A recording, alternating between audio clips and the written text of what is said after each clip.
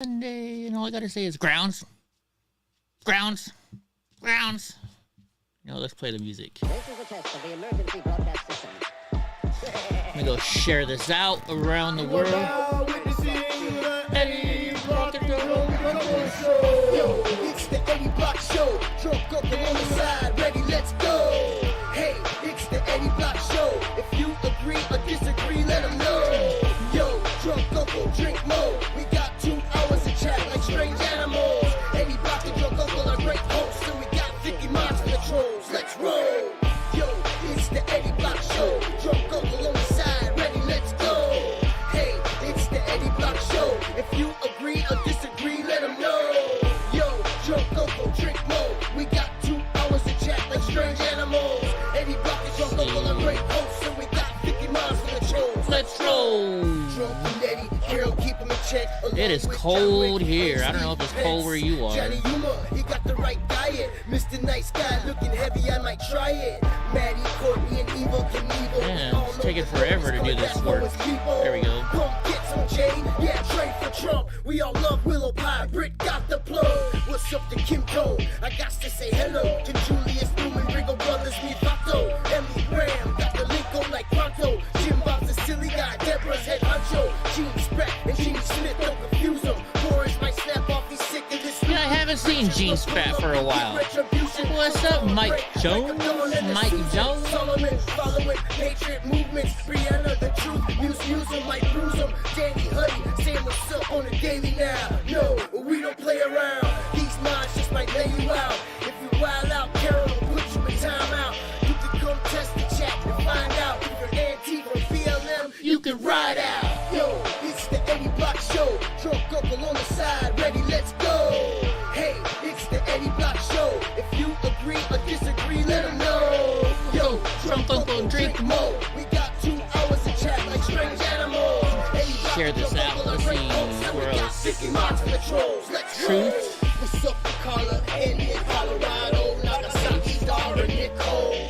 We all proud Americans, got rides a Harley. Ill MAGA sheepdog, I'm never sorry. Listen with the future, Matt Go Rogers to and Discord. AI. Got ready to kill him, we stay fly. Ryder and AAL are here. Yo, drunk uncle, Drink another beer. Oh, slam another beer. Josephine, all patriots, yeah, we know the team. Diaz brothers keeping their eyes peeled. Biden sucks, yeah, we seen the steal. Lisa D and AJ Alexander, my love and my mini me, you my man, bro. Penelope, DJ T and Sugar and Brownie. Whoa, and Mr. Graw's girlfriend is there. What's up, James Winters? David Aguilar? I've heard your name. Got Hope is in here. You were told there was candy? I might have some candy. I might have some candy. It's cold. Ready, let's go. Hey, it's the Eddie Block Show. If you agree or disagree, let them know. Yo, drunk uncle, drink more. Got candy somewhere around here. I got candy with weed in it. Does that count? Let's roll. Yo, it's the Eddie Block Show. Drunk uncle on the side, ready, let's go. Crowns. Crowns. If you agree, some of you know what I'm talking about. Crowns. Yo, drunk uncle, Crowns. we got 2 hours to chat like strange animals. Crowns. Drunk uncle are great hosts, and we got 50 miles for the trolls. Let's roll. Oh my gosh, that guy is driving me nuts. But you can't not watch it. And like, I haven't watched, I started like on Saturday watching the stupid trial. Oh my goodness. Drunk uncle, drunk. Yeah, who's all watching the trial right now? You can admit it. You can admit it. You a fool for this one, man. Mr. Nice Guy. Proud boy. Yeah, I'm a proud boy. I'm here to tell y'all. Business class. Movement is here, baby. We here. Man, I love it when I get woke nurses. Keep on listening. Don't pay attention. Don't you guys? I had to go see the doctor today. They get asked, "Are you vaccinated?" And I said, "No, I'm not. I don't trust the drug that just come out. Well, I won't say why, but YouTube will kick us out. I just told her no, I wasn't. The one in the chamber. The one in the chamber. And the nurse was like, I really like people that do their research and make their decisions on their own. I'm not telling people how to do it. I'm just saying, right?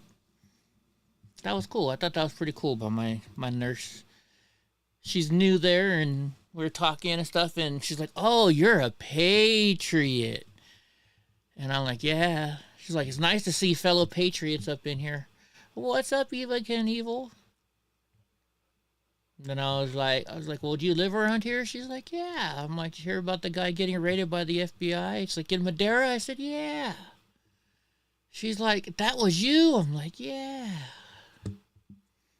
Fucking FBI. Anyways, how was everybody's weekend? Did you guys have a good weekend? Did you have a good weekend? I was working out here, building a new little studio apartment for me. Kind of, somewhat. There you go. How you feeling, Eva? I hope you're doing better. Let's see, it's 6 o'clock. 6:06 to be exact. And it's Monday. Holy shit, they're talking about Black Friday already. Black Friday? Dude, is Black Friday even a thing anymore? I mean, really? Is it worse? Has anybody here stood in line for like overnight to save $20 on a piece of shit TV? Good, I'm glad. Oh shit, Drunk Uncle's here already. Why didn't you say shit, asshole? I can't hear you. Are you muted? Oh, maybe it's my Discord. Hold on. Maybe it's me. It's possible. Video and voice. It's supposed to be coming out of the Roadcaster. Hold on. Let me close Discord down, Drunk Uncle, and I'll come right back. Sometimes that stops. That fixes it. Drunk Uncle was here the whole time. Well, I hope you get your new laptop, Eva. Let's see. Oh, it's downloading updates. Great. Yeah, Drunk was talking like the whole time. I didn't even know he was there.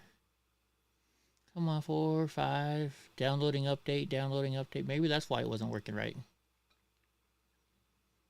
Installing update. Starting.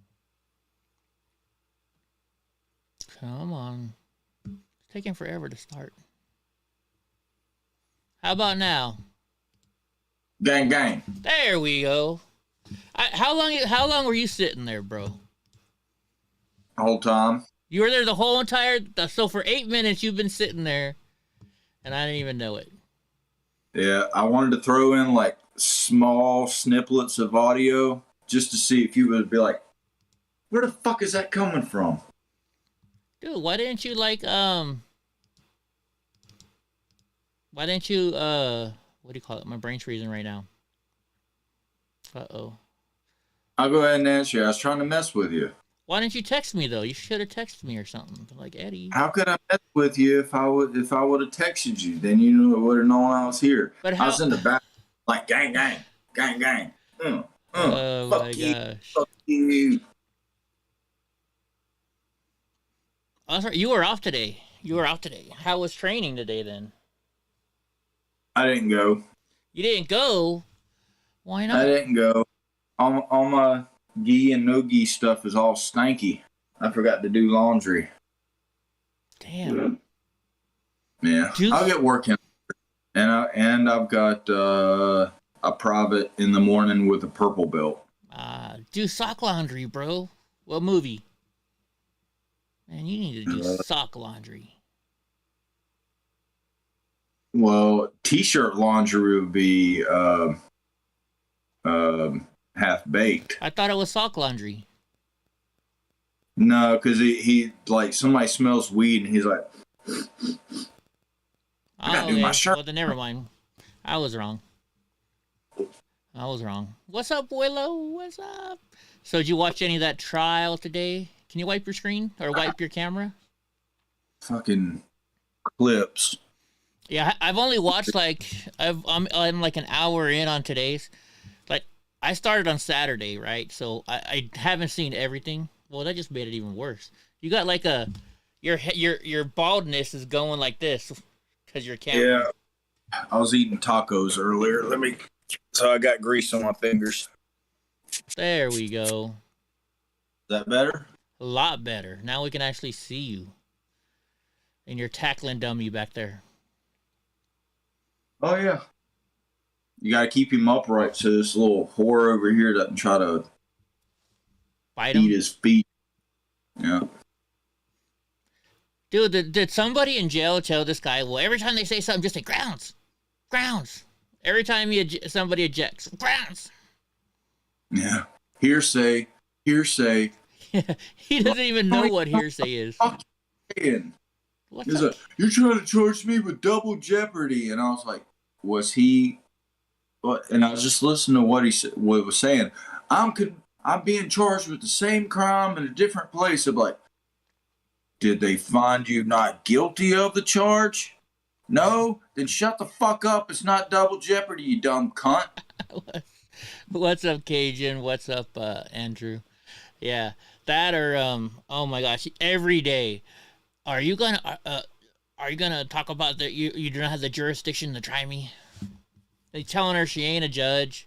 She's lawyering from the bench. I'd let her lawyer me. Wouldn't you? She's. Oh, can I turn the TV big? Isn't she? Nope, you guys can't see it. She's pretty hot. She's pretty hot for a judge, and I'd let her mess with me a little bit. This guy is fucking crazy though. And then like, yeah. So I'm only like I've watched the first 3 days, and I'm watching because I started on Saturday. I didn't want to get into watching the trial because I got stuff to do, and everybody's talking about it. So I started from the beginning, and then this guy, man, every single day just won't shut the fuck up. It's just laughable. I think he's shooting for to be put into a mental institution. Who knows? But I noticed too. However, I've spoken with a few people on the interwebs that says being locked away in a mental institution is probably far worse than being in a penitentiary. I would think so. And I was like, well, I mean, I guess that depends on what a mental institution is like. Now, if it's like what we see in the movies, like white padded walls, a straight jacket, you're like tied down to a table most of the day, locked away by yourself. Yeah, I could see that. But that's just what I've seen in movies. Yeah, or I mean, it could be it could be good though if they put you on certain drugs. You're just like, hey, happy all day long. Or it's more like the beginning of Sling Blade, where like he just kind of walks around and they're playing checkers and shit. And never seen that movie. You sit a window. I've never seen that movie, Sling Blade. Oh, it's over here. What? Never seen it. Admonish. You're gonna admonish me for not seeing Sling Blade? Dude. Yeah. Mm-hmm. I was gonna take some of this tonight, but I'm gonna wait till tomorrow because I didn't. What's up, Snookies? I didn't get a chance. I call it a Sling Blade. Mm-hmm. Yeah, never seen it. I like my biscuits. Mm-hmm. Dude. They put this so you can't fucking open this son of a gun. Don't you hate it when they package shit like that? You gotta break it to actually open it. What's up, David Potts? But no, I mean, this guy, so I noticed he shaved his head. I was like, okay, he just got cleaned up for jail. And then he starts asking people, well, did you see his hair? Did he have long hair? And I was like, oh, I know what this guy's doing. He shaved his head so that way you can say, well, you don't know it's me. Is only Mr. Bill in here? Did I miss this? Is Mr. Bill in here? Mr. Bill is here. How come I didn't see his? Oh, he's way up there. Sorry, Mr. Bill. Yeah. You see what I got? Well, you know what this is because I told you I was going to try this. Does anybody out there in the world know what this is? Do you guys know what that is? Oh, yeah, I remember now.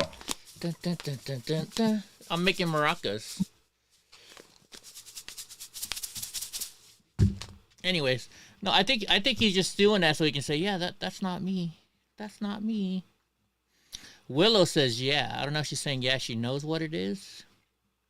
Oh. Uh-oh, you just look like you had a bad fart. I was about to tell another Sling Blade joke, but it could have literally gotten you kicked off of YouTube, so I'm glad I didn't say it. Don't do that. Don't do that. But see, we got a lot of Sling Blade fans in here, so I can say the first part. Funny, ha ha, not funny, blank. They know what I mean. You don't, though. I don't know. Eva doesn't know what it is. Mike Jones, I thought Mike Jones would probably know what it is. Mustard and biscuits. Fried taters.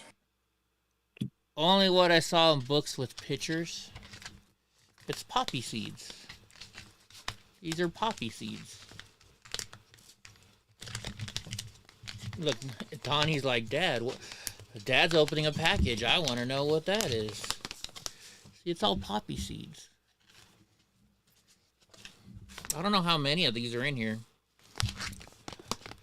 But is Kaiser Sose or whatever in that movie? That's a different movie, right? No, he just called Kaiser Blade. People call it a Sling Blade. That's not for you. Donnie thinks everything is for him. I know. I went to the doctor today since I don't have my truck with my scooter rack. I didn't take Donnie. Oh my gosh, you should have heard everybody. Well, why didn't you bring Donnie? Well, where's Donnie? How come we didn't bring Donnie? Nobody cares about me. They just want this guy here. Huh, Monster? Are you gonna let me do my show? I guess I do a pretty good impression, huh? Sounds like it. It sounds like it. I've seen the movie for. I think that was like one of my dad's favorite movies too. Once he got sick, come over and he would just be quoting that movie all the time. Yeah. Well, anyways, so these are unwashed poppy seeds, and from what I understand, almost everything is unwashed when it comes to poppy seeds. But you can take these and you make them into a tea if you're having pain or can't go to sleep, and then it'll help you sleep. It'll take your pain away. They say it's just like morphine, taking morphine. I don't know. So I figured I'd try a little bit of it. They say it's very dangerous, and you can overdose on this. So I'm going to be very careful. But I will try it one of these nights. Is I Like Mustard with My Biscuits part of that show? Okay, come on. Come say hi, little brat. Come on. There you go. Yes, sir. And French fried taters. This girl needs a haircut, doesn't she? But she won't let anybody give her a haircut. She tried to bite the lady the last time. Oh, you try and bite the lady when she wanted to give you a haircut? Okay, get down. Mike Jones says it is morphine. Well, then even better. But it's legal because you can they sell this stuff on eBay, on Amazon even. I don't get tested, so I don't care if I get tested dirty, Eva. But thank you for the information. No need to bring an ambulance. You could bring a hearse. Anyways, so I was watching last night the show about, not Jeffrey Dahmer. I watched that last week. The Unabomber. You know who the Unabomber is, right, Drunk Uncle?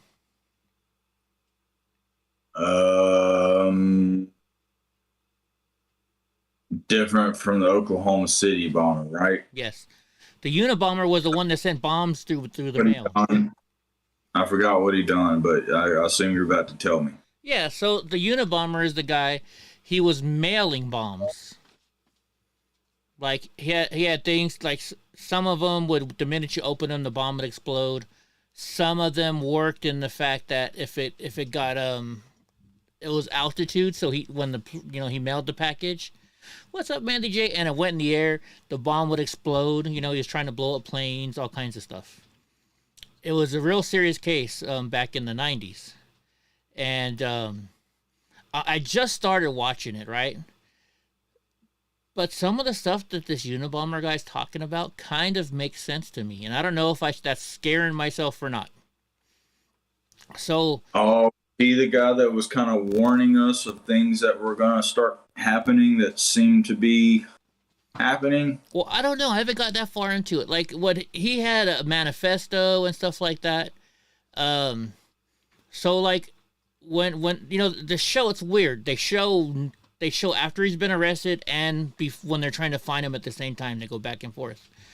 So the guy's talking to him, and yeah, he bombed for years. And so, like, he's in one of the statements he made is he's like, well, he's all, do you really think you're free in America? Something, not exact words, right? And he's like, have you ever sat at a stoplight in the middle of the night? There's nobody around you. There's no traffic whatsoever, not a person on the street, but you still sit there and stop for that red light and sit there and wait for it to turn green. And I started thinking about it. I'm like, yeah, I have. Because you're afraid there's going to be a cop hiding around the corner just waiting to give you a ticket, right? Mm. And you start thinking about it, though. You're really not free in this country. I understand stopping at a stoplight when there's tons of traffic.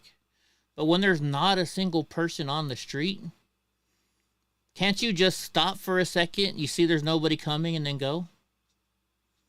Wouldn't that be a better situation? I tend not to abide by laws that don't make sense. Right. So in those situations, yeah, I will run the red light. Exactly. So, I mean, it just makes you think, his message, like they're saying, his message was true message, but the wrong way to inform people.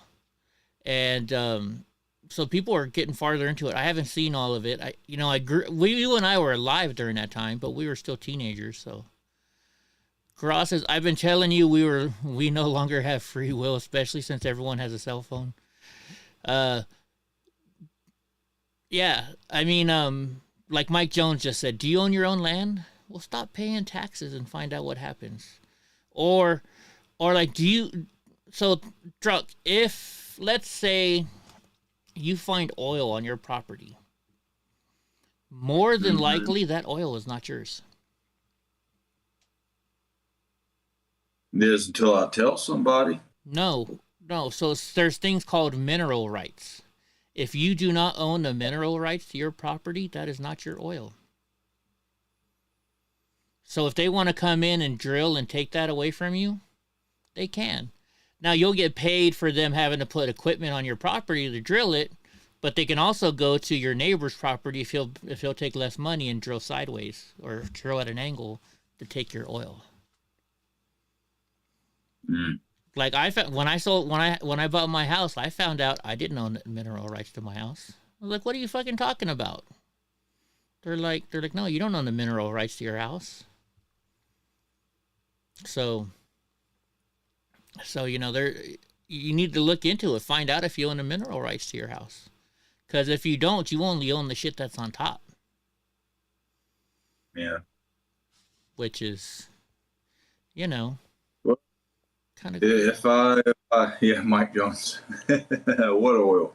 Like I said, if I just happen to shoot a squirrel in some black gold or Texas tea starts to come out, I'll be sure to keep my mouth shut until I figure out what's going on. Yeah. Cross says there's oil on my property for me parking the Harley outside. Yeah, I'm sure Drunk has some oil in the ground too from his Scout. At least, well, he's got definitely has some transmission fluid, that's for sure. Gasoline down there. No, but transmission fluid and differential gear oil. Right. But have you ever thought about that? There, in no which way, shape, or form are we totally free. we have to follow laws. Once you have to follow a law, you're not free anymore, right? Or what do you think? What do you guys think? Well, from a band that used to be cool back in the 90s, Rage Against the Machine quoted, "Land of the free, ha, whoever told you that is your enemy."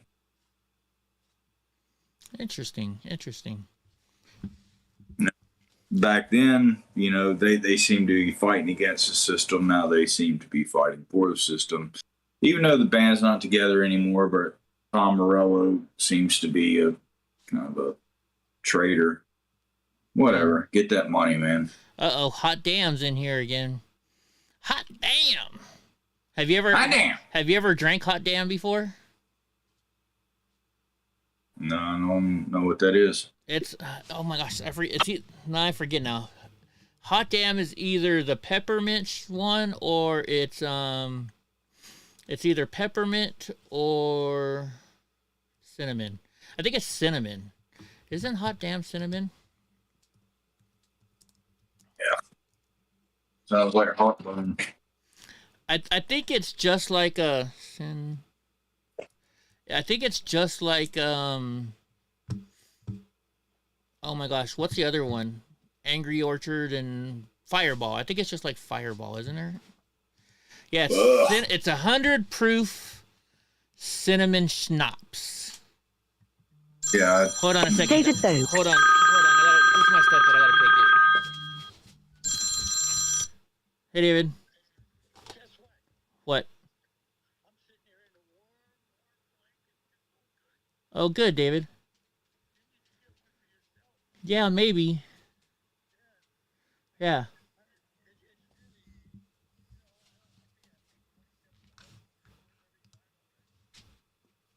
Right on.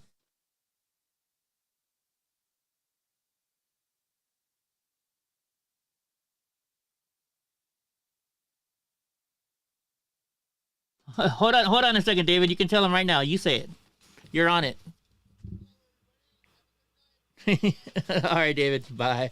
I don't know if you guys. Oh no, it wasn't connected. He said, "Hey, everybody," and goodbye. He's like, "What night are you doing your show?" I'm like, "I'm doing it right now."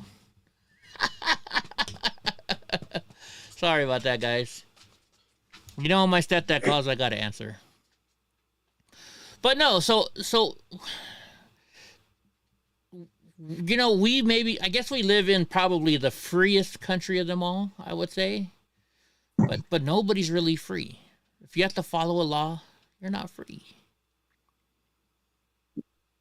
Do you think anybody's ever been free ever? Like, you think about cavemen. They didn't really have rules. They had consequences, but no rules. So do you think cavemen were free? I think the closest thing we could do to test that is to go check out an island that we're not allowed to be on. You ever heard of that island?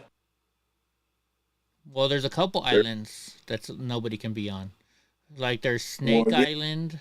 Is it Snake Island? Well, it's the one that has people living on it, and they will fuck you up if you come within like 200 yards of it. They start throwing like sticks at you and shit. Is that one out in the Atlantic? Last time a whole bunch of them got sick because other people came on their land and they weren't used to their diseases. Oh yeah, I saw that a while ago. Yeah, I don't know what kind of rules that they have, but I mean, we'll never know. But I mean, I guess if you really want to be free, would that be an anarchist society? Well, I don't know. Well, think about this though. Even them, they still have rules, right? Because they're a tribe. They have a tribe living on that island, so there's somebody in charge. So I don't think that even they're considered 100% free. We don't know that because we're not allowed there. We just know that they will throw sticks at you if you get close. Mike says that's in India. That might be an island in India. I'm not sure exactly where it is. Cajun says we're definitely the most free country. America's a shit, but it's the best shit. But I mean, still, we're not totally free. I mean, but I don't know if I'd want to live in a totally free society because there's drawbacks to it too, right?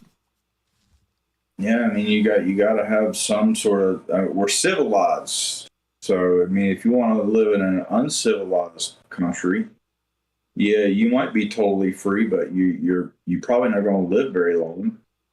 Yeah. See, Mike Jones says even heaven has its rules, which is true, right? That's true. I thought you wouldn't have to abide by rules because you would just automatically.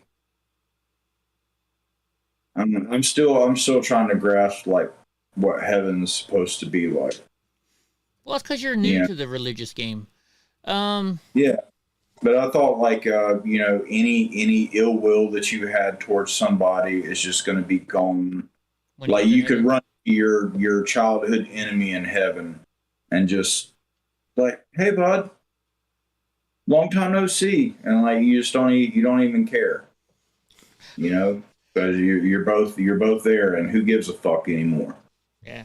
Hot Damn says rules were meant to be broken. I guess.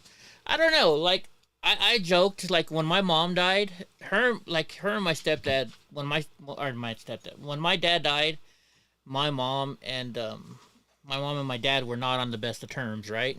They were fighting quite a bit. And so, like, when my mom finally died, like, the day she died, there was, like, thunderous clouds and stuff, and, like, thunder and lightning. And I'm like, oh, my mom must see my dad up there. Kind of, it was like a joke in the family. But yeah, like, oh, you again. Ah. Right. I don't know. So, who knows? You won't really know until you get there, I guess. Have I ever drank underage? Yeah. Okay, so my question is this. Because the question's kind of confusing. Did I drink when I was underage, or is there a drink called underage? Because yes, I started drinking when I was like 15 years old, something like that. Oh yes. I think I had my first sip of beer when I was probably like 10. Well, yeah, but I mean like drinking, like regular. Yeah. I had my first beer when I was 14. And then I drank multiple beers whenever I was 15, and then so on and so forth. Hell yeah. Like, so when I was in high school, we called it Faded Friday. Every Friday at lunch, we would go out and we would get drunk, And normally you'd go down and you either get it, because back then, I graduated in 94, so 92 to 94, you're watching Dr. Dre, and so you either get your 40 oldie, or you get some Mad Dog 2020. The cheapest thing you could get was a King Cobra. For 99 cents you could get a 32-ounce King Cobra. And the other stuff we drank at lunch sometimes would be like St. Ives. St. Ives is another freaking like old English. Getting a headache just like thinking about these things that you're talking about. Yeah. My first one was Old Milwaukee's Best. Ugh. Yeah. Or like we used to have parties and we'd make jungle juice. Hey, Jeannie Smith, what's up, thing? Freaking, you know what jungle juice like is? Everclear and Kool-Aid with like pieces of fruit thrown in there. Kind of. So what you would do is you'd go buy a brand new trash barrel, and then you'd buy water. You buy all kinds of fruit. You chop up the fruit, throw it in there. You'd buy some some Kool-Aid or fruit punch mix. It was better to buy the fruit punch mix, or grape juice or something. You fill it up just a little bit, then you put Everclear, whatever liquor you had around. It doesn't matter what it was. If it was vodka, if it was freaking whiskey, you just pour everything you got in there and get drunk as fuck. We used to have parties. We called it something different than jungle juice, though. I can't remember what it was. Yeah. Wasn't that the formula for 2020, Mad Dog 2020? No. But yeah, you just throw whatever you had in the house. You just Dude, we used to get parties, and you if you had a party, you charge somebody $5 at the door to come in, and they got one cup. They lost their cup, they were screwed. They couldn't, they had to drink from a dirty cup or something. But it was $5 to get in the door, right? You spend, on average, I spend maybe back then in the 90s, it was like $100 on beer and stuff. And then freaking, I come home with like $500 because I used to throw big ass parties, like huge parties. My brother's wife's sister told me I could have a party at her house for my birthday one time. Oh, she learned her mistake. Fucking. I remember I bought a jar of moonshine from somebody, and I can't remember what fruit was in it. I think it was strawberries. Mm-hmm. But like, ooh, if you actually try to eat the strawberry, oh my goodness, that was like you were taking like 6 shots of Everclear or at whatever the fuck, like back to back. Like it was, I couldn't do it. Yeah. And as somebody really likes alcohol, that's saying a lot. Whenever I couldn't handle a slice of fruit. Yeah. No, it was, the new, like 2 years ago, everybody would drink this stuff called, it was apple. It was an apple kind of moonshine, which was pretty good. Oh, yeah, look, Hot Damn just said it right now. First time I barked was 12 Red Dog beers in it. Red Dog beers, never heard of that one. Never heard of Red Dog? Mm-mm. They were very popular in the 90s, and so popular that, I mean, I was probably 11 or 12. Uh-huh. And somehow I talked my mom into buying me a Red Dog, as long as I promised to never open it. Because they had all these like cool commercials and shit and like apparel. Yeah. And so, yeah.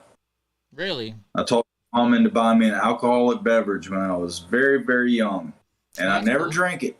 Thought about it a lot, but never drank it. Yeah. Oh, man. Shoot, I remember one time we were drinking jungle juice at a friend's house, and I drank so much that I literally, this is when I could walk, okay? I mean, I can walk now, but I mean when I could really walk. Back then I didn't use a wheelchair at all.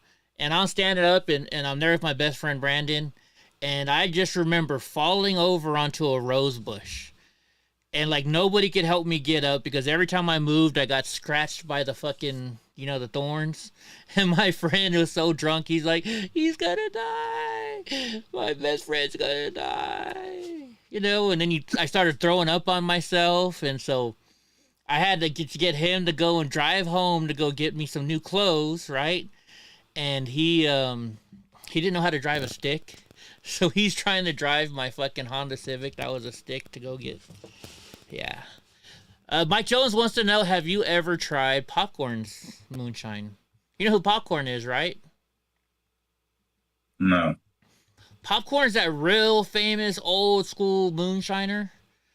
Like, he's real famous. No, if we had moonshine, it was locally done. Well, I think he's from the mountains up there in Appalachian Mountains. Oh, then I have no idea because I've never seen any moonshine that come with any markings. So I have no idea. Yeah, well, that's true. You would You're never. getting not going to have any markings on it. That's Who or where it came from. That's true. All right, I guess we better start doing the news because that's what a lot of people are here for. Let's see. What do we got in store for us today? What's this one? I think this one was from over the weekend. A 14-year-old girl in Florida took $13,500 in cash from her grandma's life savings and gave it out to her classmates. Oh, I remember why I haven't read this yet, but what do you think? Before we get any farther, once again, let me tell you and everybody the title. A 14-year-old girl in Florida took $13,500 in cash from her grandma's life savings and gave it out to her classmates. Do you think she learned about being woke from her teacher? Or do you think she was getting her ass kicked and she wanted to stop getting her ass kicked? Sounds like a socialist. Like a true socialist. Right? Well, no. that wouldn't be a true socialist because she would give away her own money. So, Robin Hood's socialist. You think a Robin Hood socialist? But do you think her teacher pushed? I mean, it says, how old was she? Hold on, let me look. 14. So she's a freshman in high school. What do you think? Do you think the teacher had something to do with that? I do. I think the teacher has something to do with it. Hot damn says she need to get her ass kicked. The girl then handed out the money to other students at her middle school. Oh, it's wrong. She's in middle school. The girl's been charged with felony grand theft. Fuck yeah. If you stole $13,500 from me. Oh, man. A 14-year-old girl is facing felony charges after police said she stole $13,500 from her grandmother and handed out to students. Sky News reported.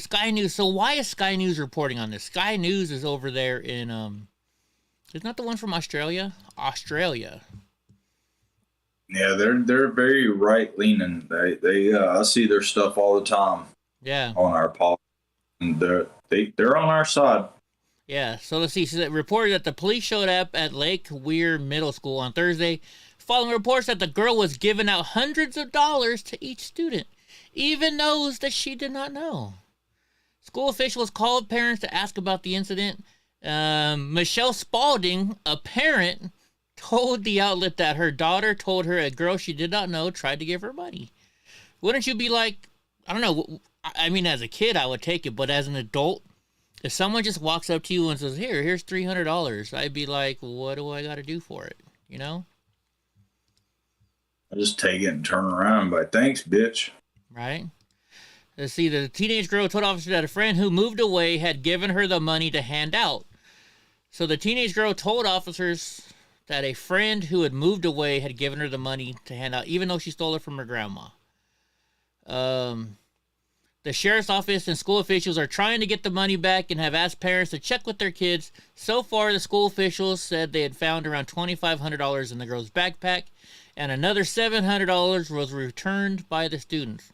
I tell you what, if you called me up and said, Mr. Block, your son was given a couple $100s by a student, and we need to get the money back, I would have been like, I don't know what you're talking about.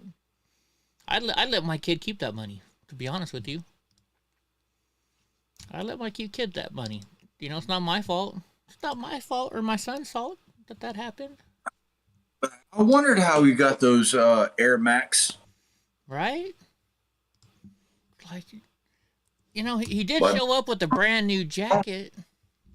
Yeah, money's gone. Foot Locker doesn't take returns. Right? So, I have told this story before, so you guys have probably heard it, but some of you may not. When I was in high school, I used to sell, like, I was with my friends one day, and I saw my brother's father-in-law, and he was like, hey, you want some Playboys? And I was like, no, I'm good. And my friend kind of tapped me on the shoulder. He's like, get them, I'll buy them off of you.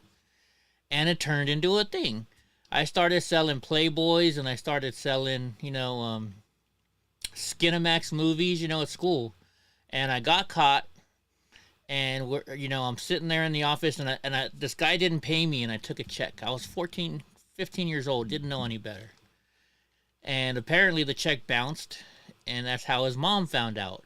So I see him and his parents walk in as I'm in the principal's office. I'm like, okay, that's kind of weird. And then here walks my mom and my stepdad in, and I'm like, oh, fuck.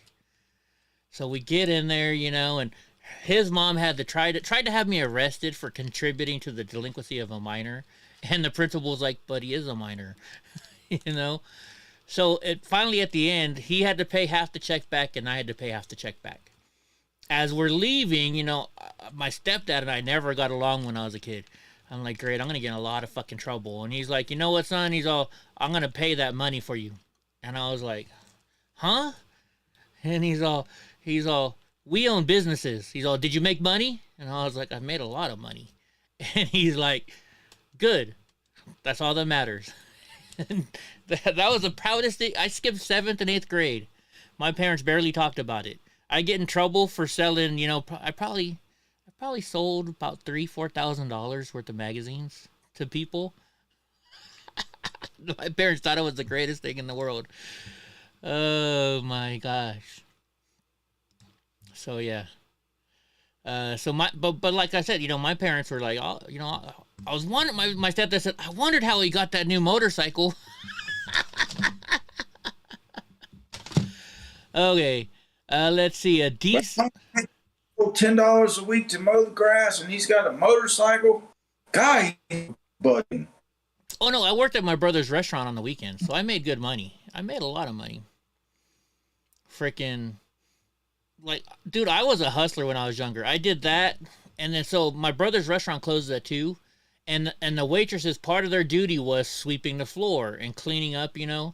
They hated doing that. So in 1990, they gave me $5 to do it cash, and it took me like half an hour. So $5 for half an hour's work in 1992. That was some big money, Then I was in graphic arts class, so I made myself some. We had to make business cards for one of the projects, so I made myself some business cards, and I had a page. Back then you had a pager, so I'm like, hey, give me a page. Here's my number. Everybody wanted those business cards. So I went in the graphic arts class, and I'd say, all right, you give me $50, I'll make you 100 cards. And so I'd make them all like 100 cards for $50 using all the school property stuff. Yeah, I got in a lot of trouble for that one. Or like, and I was selling pencils in like first and second grade. Yeah. Or like, do you remember how some students, like, I don't know on your school, but they'd walk around with a clear bag of candy bars, and it was 50 cents, and it was for like school, like, oh, the band is selling candy, to raise money for new uniforms. So I started doing that shit. I'm like, fucking, I would just pretend. I was like, yeah, I'm selling for the band, 50 cents a candy bar. I made a lot of money selling candy bars at school. I did people's homework. I charged like $10 to do somebody's homework. I charged $5. Probably made the most money right after Tupac and Biggie died. Oh yeah, what'd you do with that? I was one of the only people in my school that had an inkjet printer. And so I had like a database, like I printed off all these like small little pictures. There would be like 20 or 30 to a sheet of paper. Yeah. 4 sheets of paper. And I just like, pick which one you want and tell me what size. And each size like costs a different amount. And then I would go home.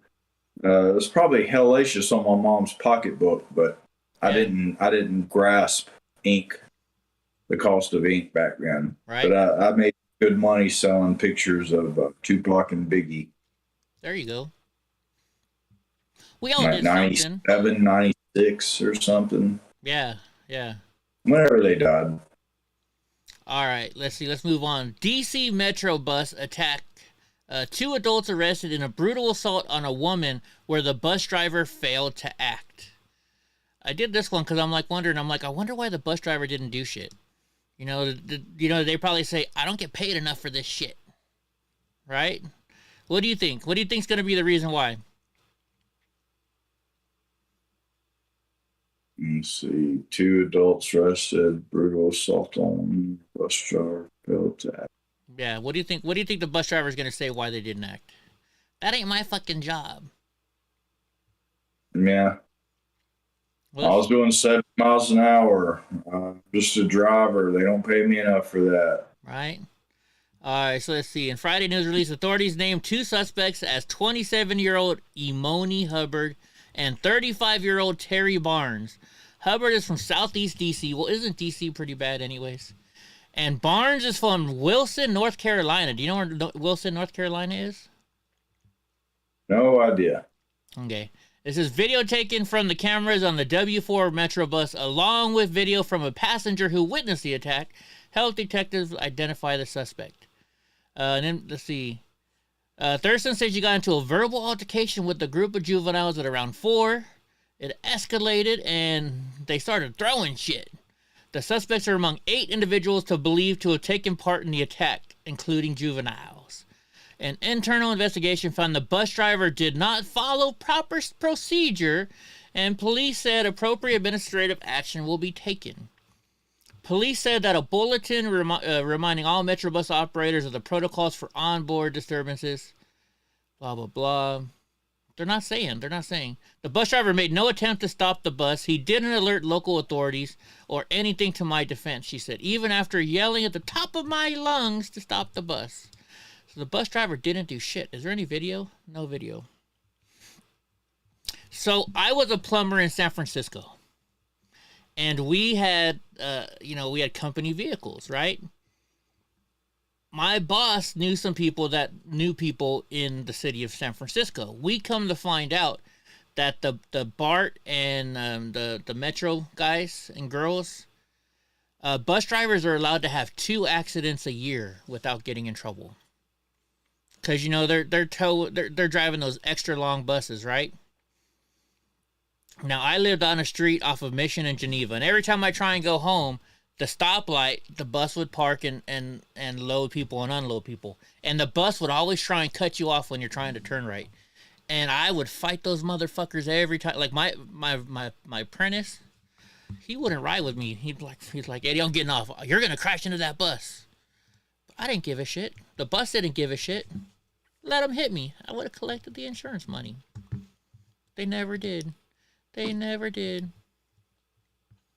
Never, ever, ever, ever. No, ever. Forever. Forever, ever. Oh my gosh. I'm trying to think what song that is. Sorry, Miss Jackson. Ooh. Who? Outcast. Oh, Sorry, yeah. Miss Jackson. Ooh, I am for real. Oh, yeah. Outcast. Dun, dun, dun, dun. Where, the fucking the church leader. Yeah. So fresh and so clean. Oh my gosh, Outkast was the bomb back then. Outkast is They still got the their bomb. roots in the rave scene. I'm sure you could see it in Andre 3000 as he started to branch out. Oh They'd be yeah, like, that dude weird. Like, yeah, he been hanging out at the raves in Atlanta. right. Oh yeah, he was hella. I love Outkast. I like the way you move. Dun, dun, dun. I like the way you move. Hey, it's Andy in Colorado is here. All right. My favorite, they have a song about my turntables called Wheels of Steel. Oh, you played It's that an- for me. Yeah, you've played that for me. It's an older song. Yeah. Yeah. Yeah. Anyways. All right. It says critics explode on Biden for claiming student loan payout passed by Congress. How bizarre. How bizarre. Speaking of songs.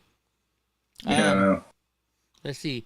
The critics ripped into Joe Biden after the president falsely claimed that his student loan debt payout plan passed Congress. And I'm going to tell you what, folks. I'm still paying my student loans, and you know what?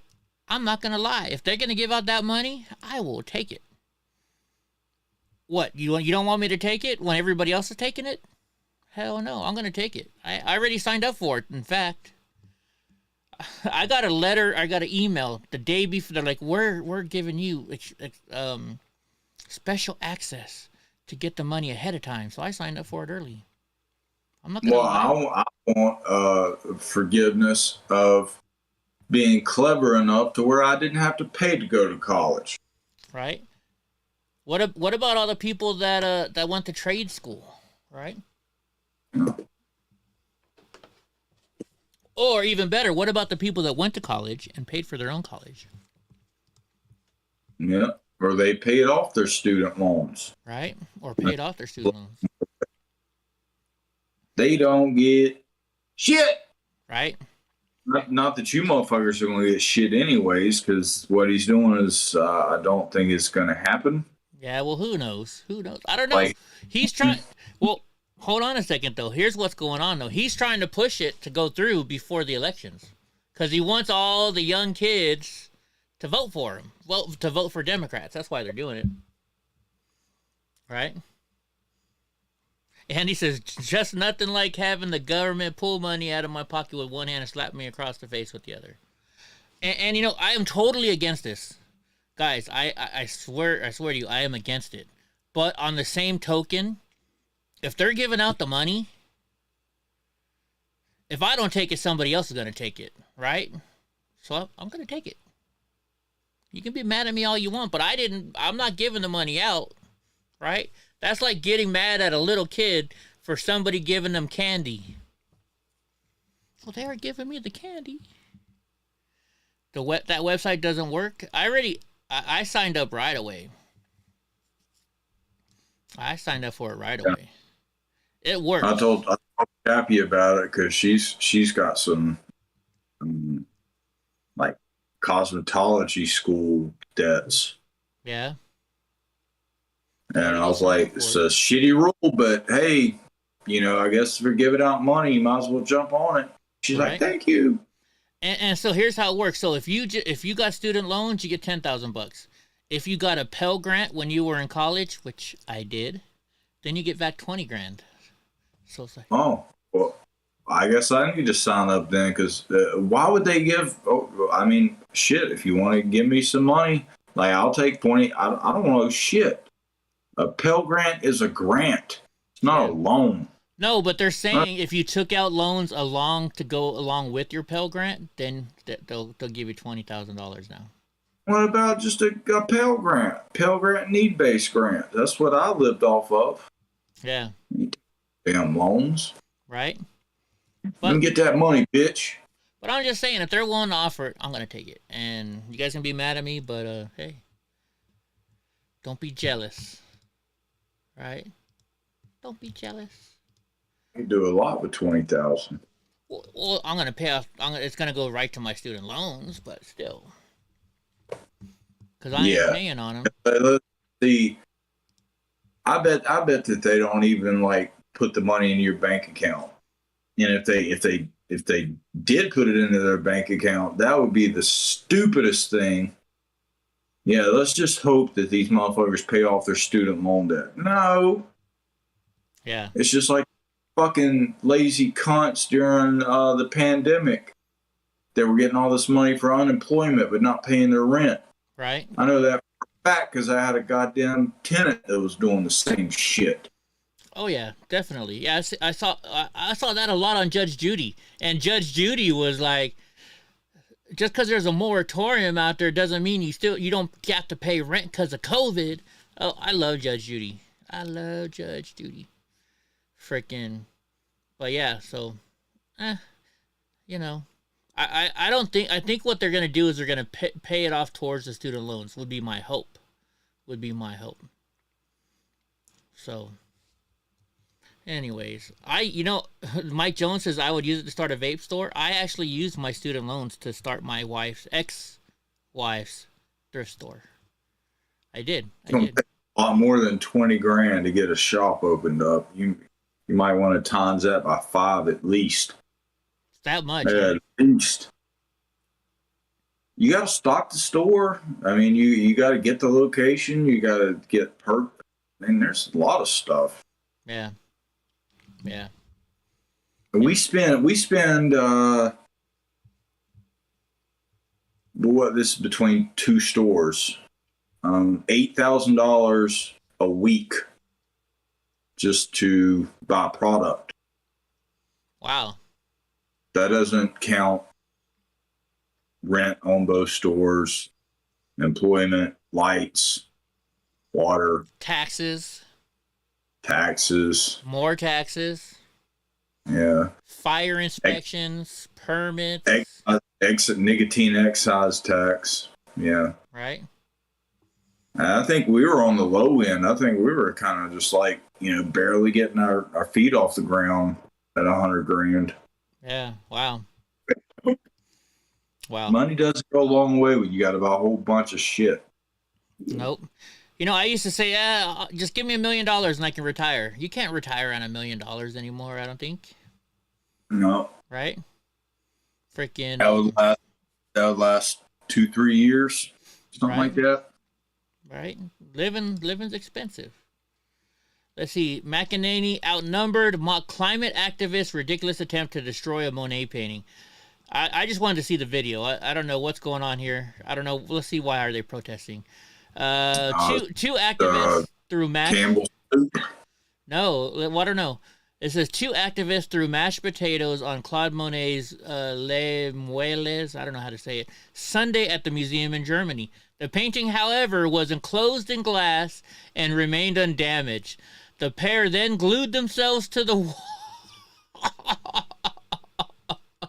Oh my gosh, let's watch this. Let's just play. Can we play it? Tell me we can play it. Hopefully we won't have to watch a commercial. We gotta watch a commercial. Well, seeing this car commercial, by the way, Ty Hokie sent me stuff about lemon laws, you know, with my truck. So after if my truck is if any vehicle that's brand new is in the shop for more than 30 days, you can ask for your money back or ask for a new vehicle. So my truck on November 7th will be in the shop for 30 days. What do you think I should do? Should I ask for my money back and then buy a different truck? Or do you think I should ask for a replacement truck? What would you do? I'm kind of thinking about asking for my money back. That depends on your finances, my friend. Yeah. I don't know what your bank account looks like, so I cannot tell you. Not very good after paying the lawyer. It's pretty much back to zero now after paying my lawyer off. Well, I'd ask for my money back then. There's your answer. I do have my old Silverado still, so... And there you go. You're all set. Right? The next time, ask drunk uncle when you want to spend so much fucking money. Hey, it was only 75 grand. It was only 75 grand. It's only most of what my house cost. It's a nice truck, though. Yeah. My house is nice, too. And it only gains in value. Yeah. Anyways, all right, let's watch this video.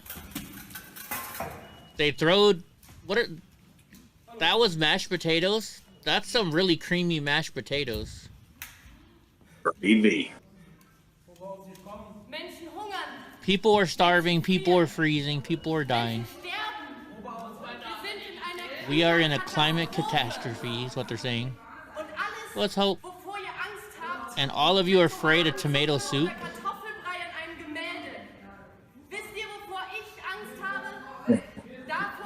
You could have gave those starving people those mashed potatoes, you dumb fucking guy. Right? She's worried that she won't be able to feed her family in 2050. I doubt she'll be alive in 2050.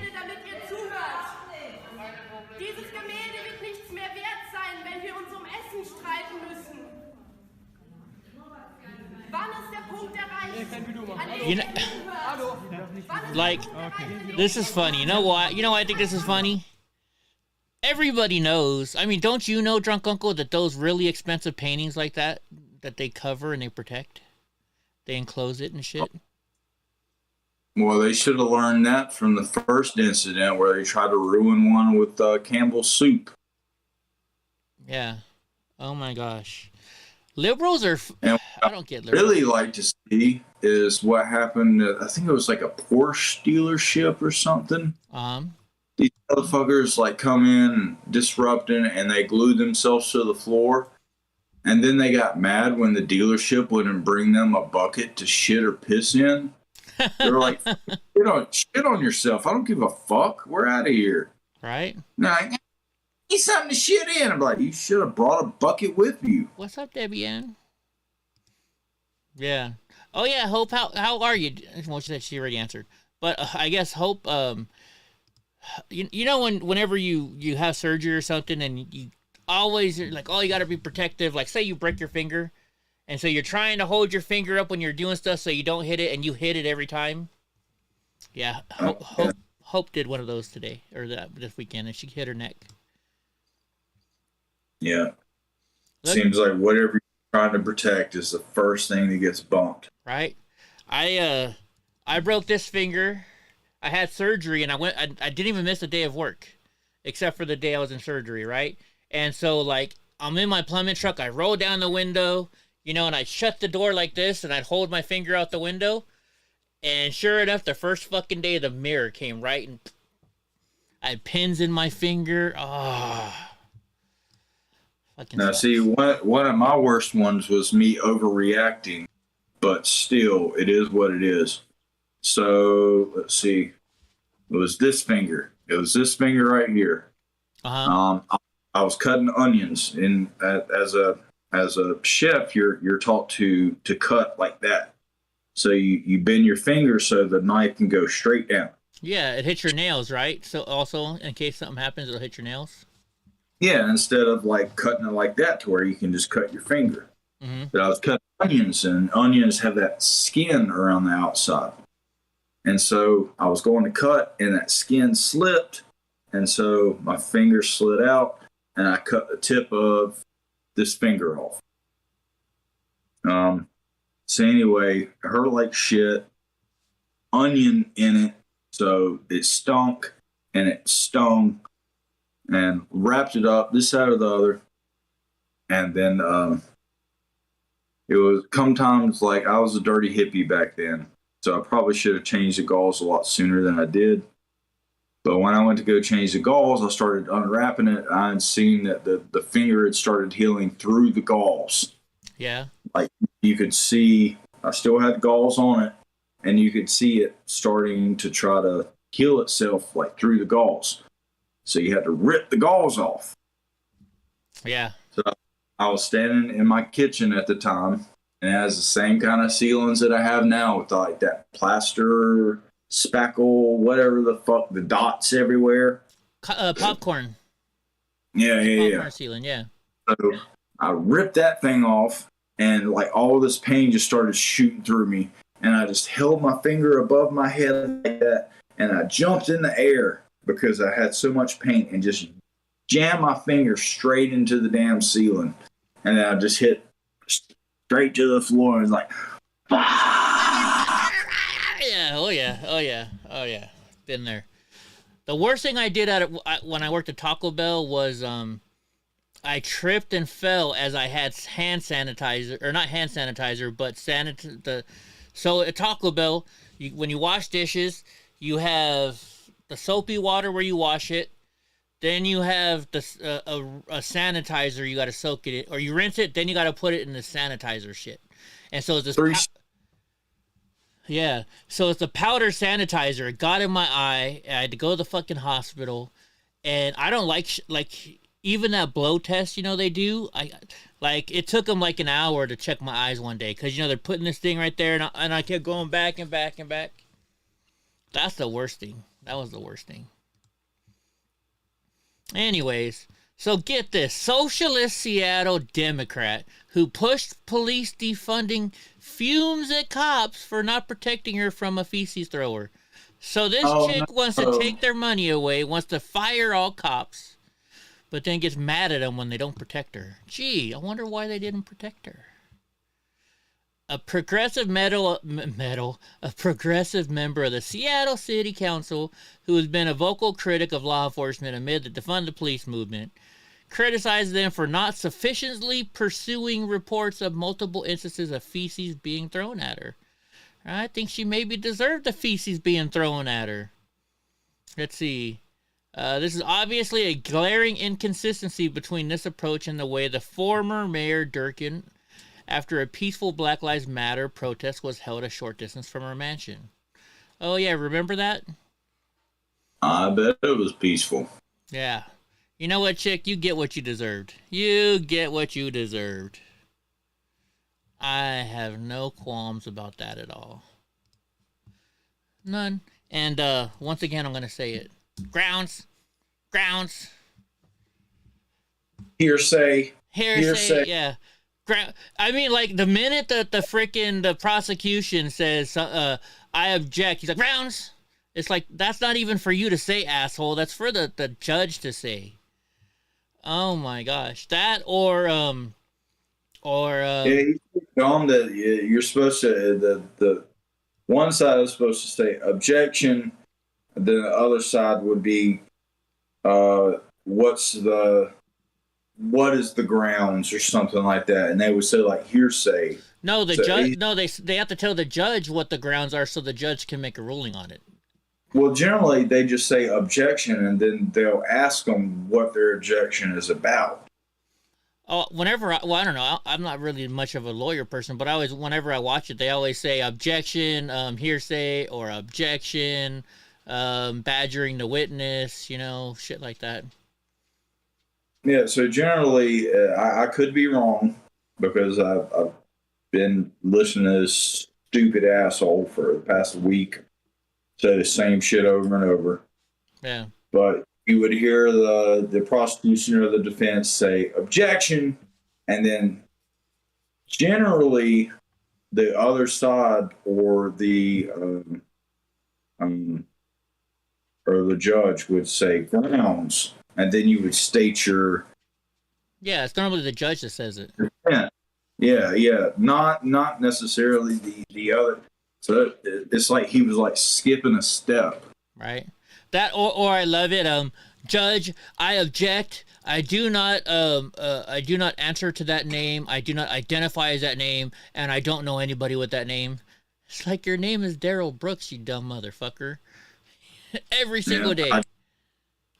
I just have one on a loop where he got arrested, and they say, "Are you Daryl Brooks?" And he goes, "Yes, sir. Yes, sir." That or what's the other one he pulls all the time? There's that.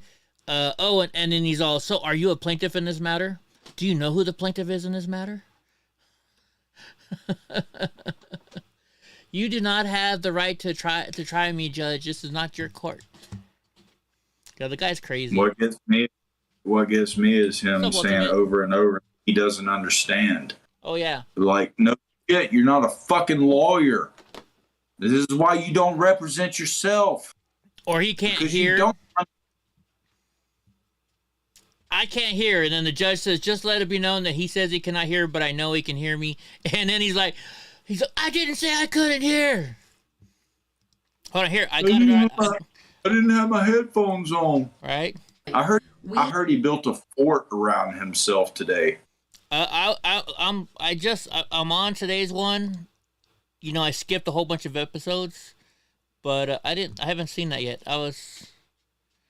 Supposedly he like stacked those boxes around him so the cameras couldn't see him or something. Oh yeah, there's a point where he does that, yeah. Oh yeah.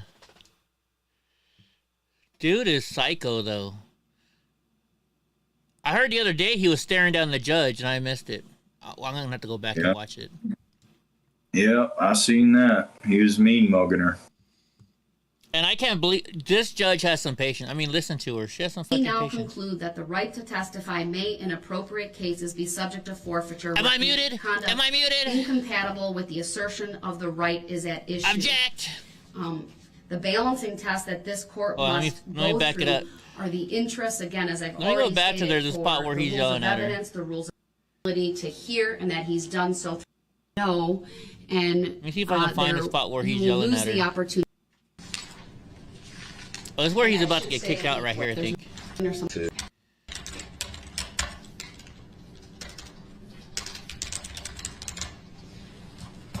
Oh, it's like that. I will send. Right in here, he starts going off on her. No requirement. So how do I know what you're doing is legal, Your Honor? Let me show you guys this. All right, Mr. Brooks, we're going to move forward. You're a fucking lawyer, you know, you dumb cunt. How do I know that this is legal, Your Honor? Can you show me that it's legal? Mr. Brooks, we're moving forward. So your request is denied. It doesn't seem like Mr. Brooks, I need to give you some advice. It doesn't seem like you're. I don't need your advice. I have to give you advisements, sir, regarding your right to testify. I need to do your job without prejudice and without bias. Mr. Brooks has now interrupted me multiple times. He's failing to respect the court's oral rulings here today. It's something that he's done repeatedly throughout this trial. Mr. Brooks, I need to go through some advisements. Unless you have a witness to immediately call, I need to go through this particular discussion on the record with you regarding your right to testify. Do you have a witness to call, sir? You don't need to go through anything with me on record. Actually, I do so, sir. That is required by law. Actually, you don't. You need to do your job as a public servant, Mr. Brooks, and honor the oath that you took. I need to go through these advisements, and if you're going to keep interrupting me, you will forfeit your right to be present, and you will be removed to the next courtroom so that I can properly go through these advisements without being interrupted. And I still don't have to answer. I still don't have to answer whether I'm in this court or not. So you're holding me in contempt yet again. Mr. Brooks, I've not held you in contempt. I need to know what the fuck he's talking about. Forfeited your right to be present by your conduct, which is one of the options available to this Can court. I just say, I would love for her to hold me in contempt because she is hot. Illinois versus Allen, under State versus Vaughn. It's also referenced in State versus Anthony. So I am going to keep going, sir, despite your protestations. Your Honor, with I all need due you respect, to in Illinois not versus interrupt Allen, me. This is another interruption. In Illinois versus Allen. Mr. Brooks, I'm not going to have a debate with you on the meaning of Illinois versus Allen. I'm not trying to have a debate. You are advised that continued Illinois versus Allen. Mr. Brooks, you are advised that continued interruptions will result in you forfeiting your right to be present. Doesn't she kind of look like Lois Lane of the trial? Okay, like the original Lois Lane? You saying that I've said that multiple times. I've given you multiple opportunities to stop interrupting me. You're holding me in contempt, Mr. Brooks. by I'm not holding you removing me in from the contempt courtroom. for the second time here, and I've Your also Honor, repeated that. Your Honor, He's with all- interrupting me yet again. with all Mr. Brooks, I respect- need you to stop talking. With all respect, in Illinois versus Allen. All right, Mr. Brooks continues to want to debate with me the meaning of Illinois versus Allen. It is a clear indication to this court trying to that understand, he Your wants to disrupt these proceedings, even That's in not a true. mild manner, tone That's of not voice. true. I've I'm reminded seeking him to repeatedly understand, Your regarding Honor, standard because it form doesn't. and civility, and one of the Illinois doesn't. bedrocks is that he Illinois not versus interrupt. Allen does not state. All right, I'm going to that- remove him to the next courtroom so that I can go through It does proper not state- advisements with him without being It interrupted. does not We'll clear the state courtroom that and you we'll can be resume present from once he cameras. is over there. Again, I'll It make doesn't the state that appropriate you can be findings when present he is from there. cameras. Or He was that you yelling can be- earlier Yes, today. we're off the record Or that you until, could be. he's in the Okay, other so courtroom. I'll you're be making a stepping tacit off. agreement. He was yelling earlier. I forget what part he was yelling about, but he was definitely yelling earlier. Was it when he was reading the Bible? I'm not sure. It was today though. See if I that part remember. yet?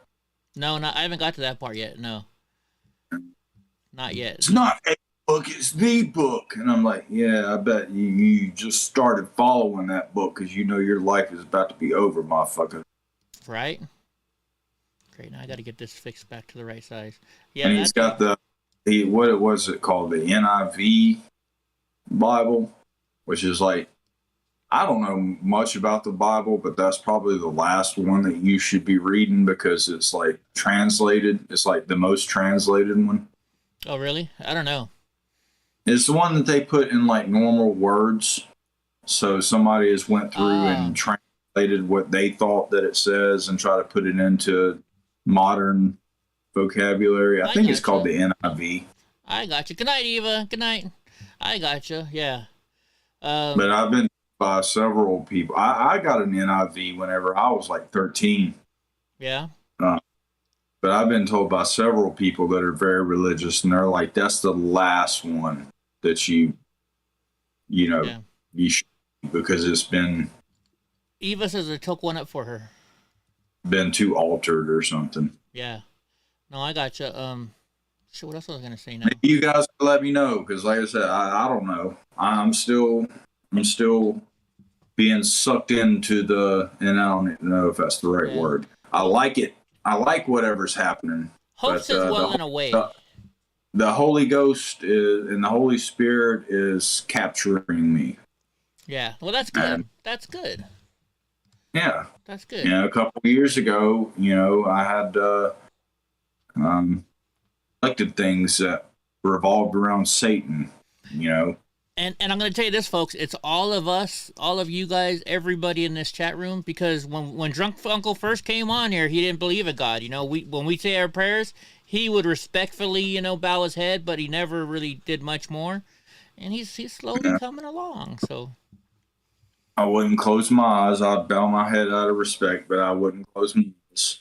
Yeah, so he's coming along. I said that believing God, it was just like I was just very confused. Yeah. Had a lot of questions, and now it's like almost like the let God take the wheel type thing.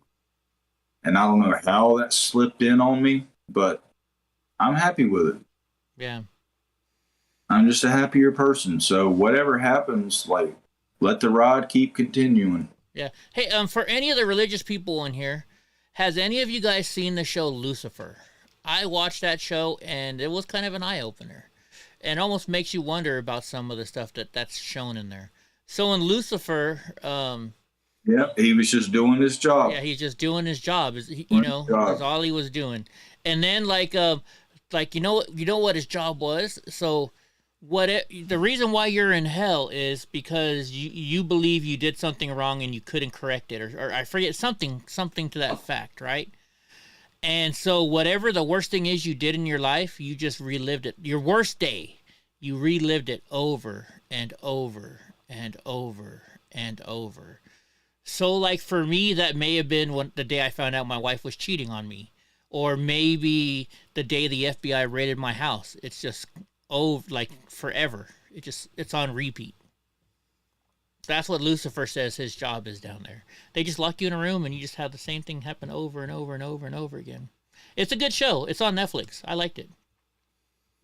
Yeah, and I mean, I was already kind of deep into the way I was feeling whenever that show came out, but yeah, made me want to look even like more into it. And right. Just, I heard all these different things about why Satan was kicked out of heaven.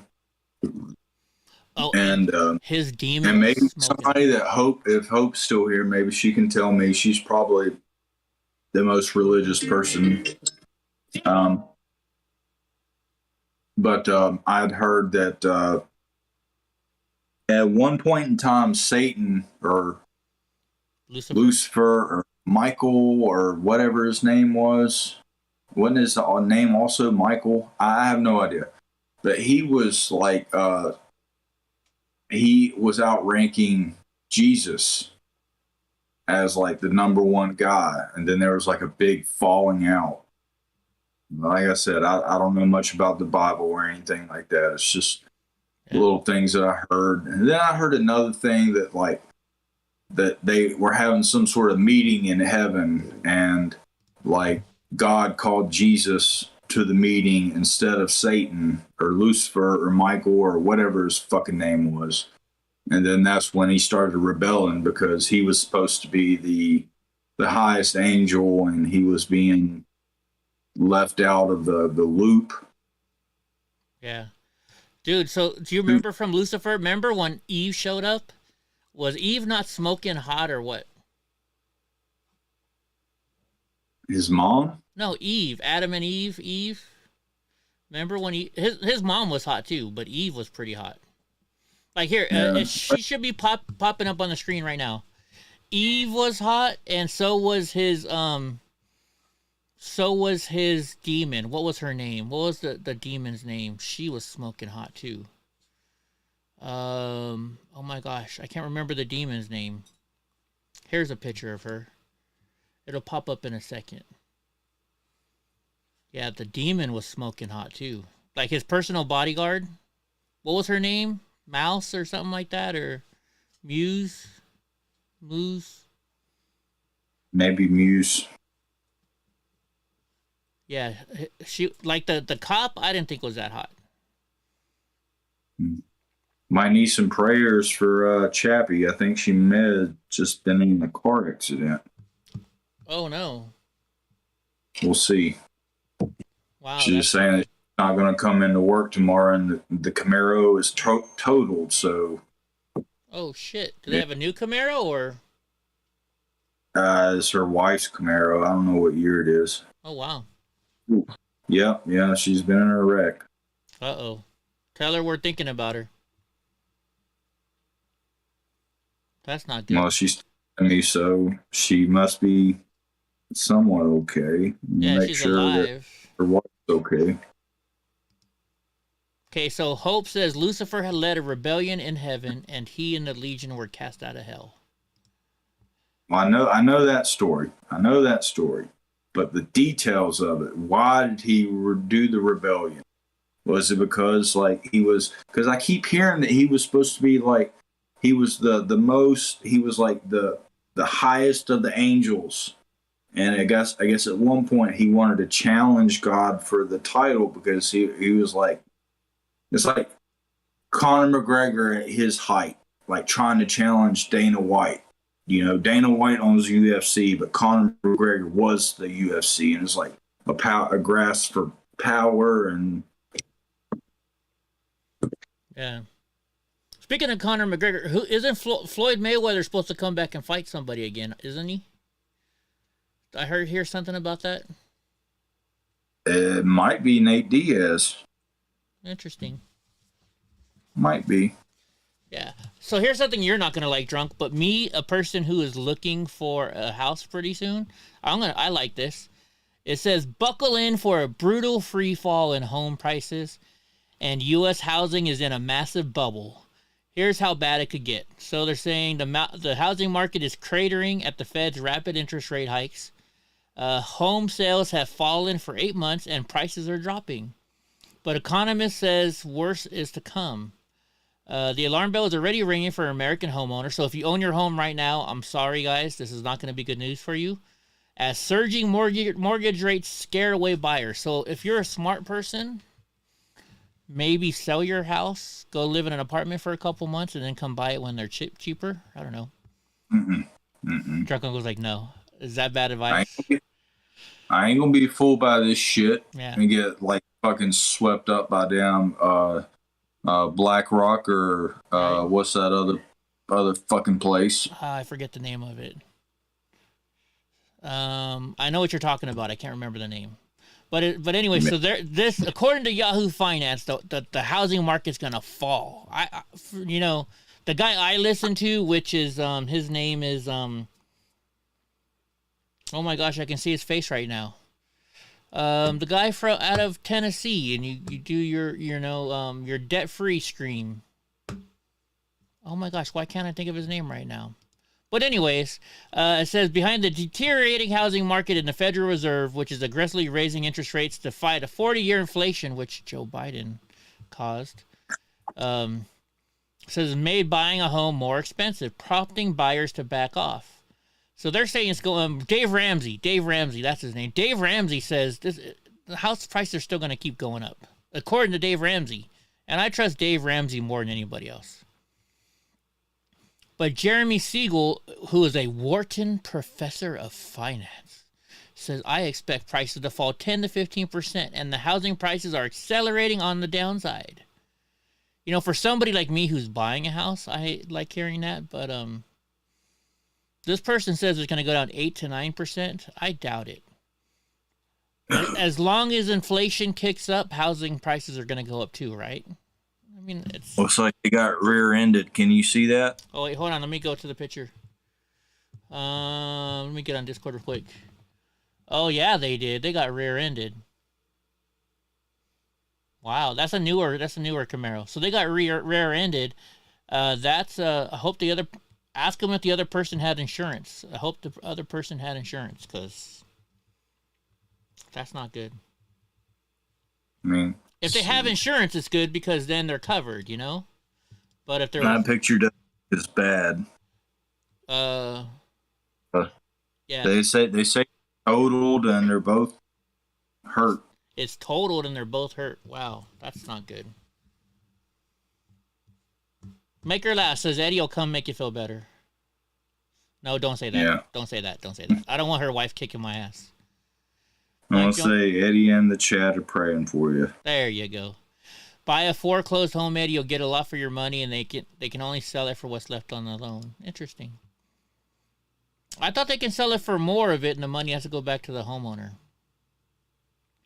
All right, so you and I were talking about this, Drunk Uncle, the other day about Dana White. So it says, like 13-year-olds invented a sport, face-slapping league gets go-ahead in Vegas. Cue the Will Smith jokes. The much-maligned president of the UFC, Dana White, has the green light for a new venture, the Power Slap League. Though much remains uncertain about the new league, slap fighting is pretty much what it sounds like. Two people face each other and take turns smacking one another on the side of the head with an open hand.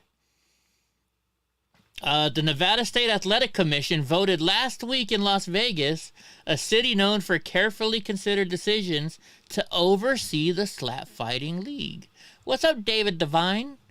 Videos from this year from one competition, the Slap Fighting Championship, show some fairly brutal hand-to-face contact. Oh yeah, we watched them. While the recipient simply stands and takes it. Some blows lead to knockouts. Seated on the sidelines, Arnold Schwarzenegger weighs in. Thank God it wasn't me that got slapped. Oh my gosh. So Hunter Count, the UFC chief business officer, said the team had spent a year working with. So this is going to be part of MMA, I think. It's you, Chad, on David's account. Chad. I don't know who Chad is. Do I?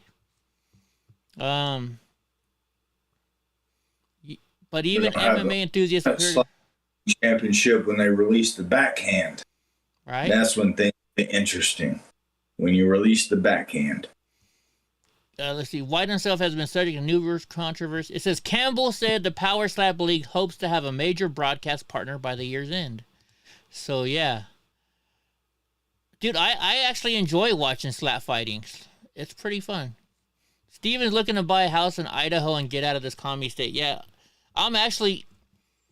So drunk uncle told me that there's some property right next to him that his neighbor bought that. He might ask and see if he'll sell it to me. So I might buy a piece of land next to Drunk Uncle's house. Better keep your yard clean, though. Why, are you going to yell at me if I don't? Well, where we're at in the neighborhood, all the motherfuckers like to keep their yard clean. Yeah? If you don't like to keep your yard as clean, that would be the house that's down towards the corner. Oh, okay.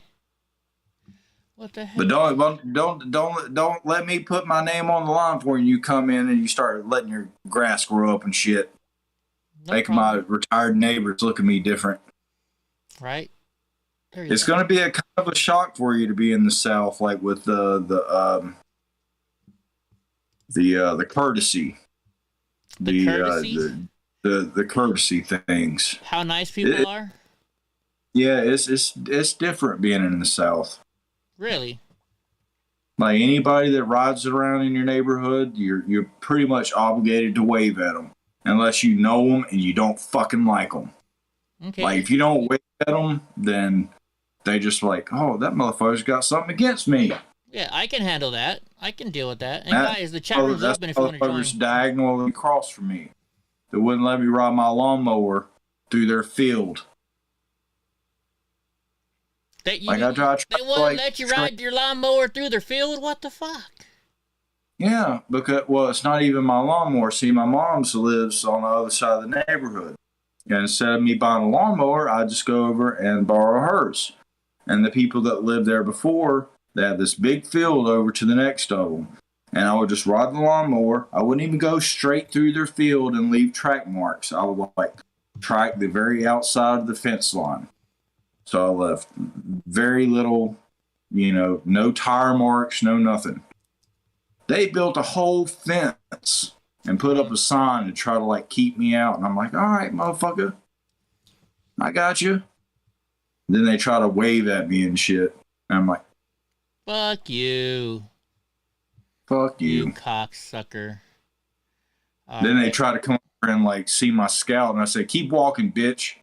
All right. Right? Okay, here we go. There's some questions I got. Let me look this up.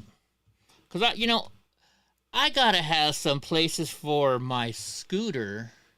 I gotta be able to go places on my scooter. So are there stores close to you? Cause you said you're 6 miles out of town. We got a corner store about a mile and a half away. A mile and a half away for the local corner store, huh?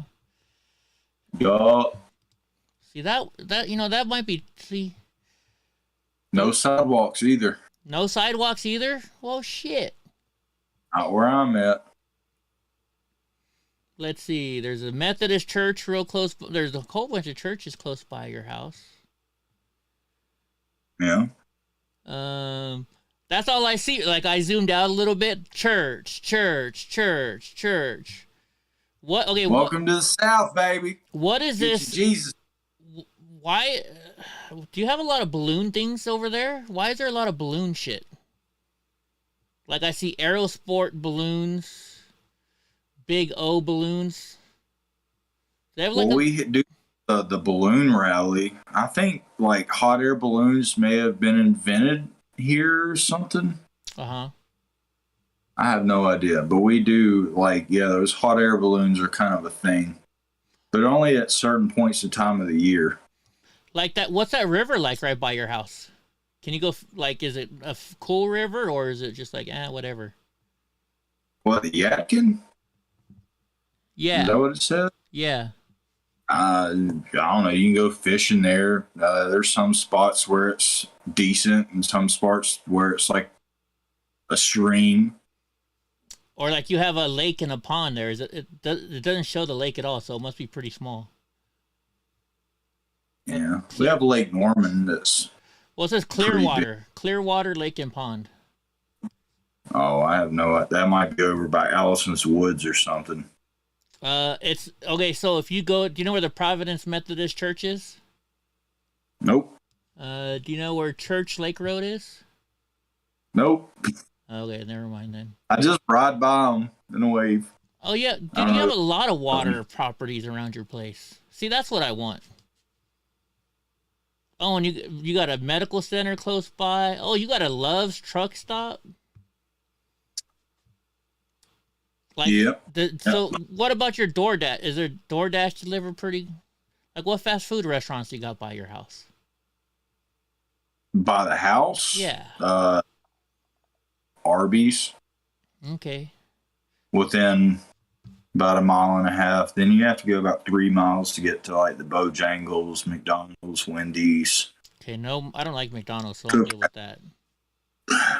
But the house, so your house from your work, you said is about 7-8 miles. Yeah, I take the interstate though because it's a little bit faster. Yeah.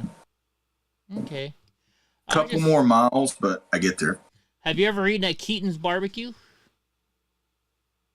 Long time ago. They got good wings. Do they? They're kind of out in the cut though. Oh, you got a country club over here? Woo! Wow. Okay. Just as long as I got a couple fast. The only problem is I don't like living that far out in the country. I'm in the country right now. I guess it's all right. As long as DoorDash delivers, I guess, right? Yeah. Okay. The reason you'll learn to love it. The reason why I want to move right by Drunk Uncle's house, guys. So here's the deal: we want to have we're gonna have a studio, so we can be in the same room. Drunk's maybe gonna push buttons too, or we might maybe get somebody else to help us with the buttons. But we're both gonna be drinking during the show, so I don't want to, If I can't get home, because I'm not going to sleep on Drunk Uncle's couch every night, and he's not going to sleep on my couch every night, because we like our own privacy, So I have to buy a house close enough to where I can ride my scooter over, and I can ride my scooter home, or he can walk over, because I guess the studio would probably be built in my house, huh? So you'd have to be able to come over to my house easily. So you'd have to be able to walk home, because you're not riding on my lap. Yeah. Well, if you got a place in the hood, then half of it could be. We'll have some mat. We just have to take our shoes off. But it'd be half the day would be a jiu-jitsu studio, and then the other half we can do filming. But no shoes on the mat, Eddie. No shoes on the mat. Remember that when you get here. No shoes on the mat. Okay. Okay. So when we go to box, we'll have to ask what the criteria is for your wheelchair, because that might be considered shoes. Well, I can take my I can walk a little bit. I mean, you've seen me. Yeah. Hold that thought. You talk. I gotta pull a Drunk Uncle real quick. I gotta go pee. So I told Eddie, not only are we gonna have to wrestle, but we're gonna box too, because Eddie likes to throw them things, and if he's gonna be here and come to class with me, since they do teach a boxing class, Might as well get him in there for it. He didn't. It wasn't all about it at first, and I was like, I told him, I was like, I'll be your training partner. Like, I don't know shit about boxing, so you don't have to worry about, you know, trying to defend yourself against a trained boxer. But I can teach him a few things. Like, I fight southpaw, so I fight backwards than most people. My right leg is front instead of my left leg, so you're gonna have to learn how to bob and weave different. You gotta protect your face. Yeah. Well, and also I'm supposed to help you do some filming too, right? Yeah. What about that'll probably be more with Professor at class. Gotcha. And we got to go to your store, and we got to do some videos for your store. Yeah. But here, you know what we should do, Drunk? We should open up a bar. Well, as long as you can have somebody that can stay halfway sober and run it. That's always been my biggest fear about me running a bar. We be drunk all the time? Yeah. But here's the way you got to think about a bar. Like, you know, you ever talk to a drug dealer? The good drug dealers don't use their own product. So if you want to be a good bartender, you don't drink your own beer. Yeah. You know. But like, what was the name of that home dude that we used to go see Titty 1 and Titty 2? Like, he was the only, he was always drinking. Yeah, he was always drinking. Yeah. But he had his wife like looking over everything. Yeah, yeah. Linda's in charge. Yeah.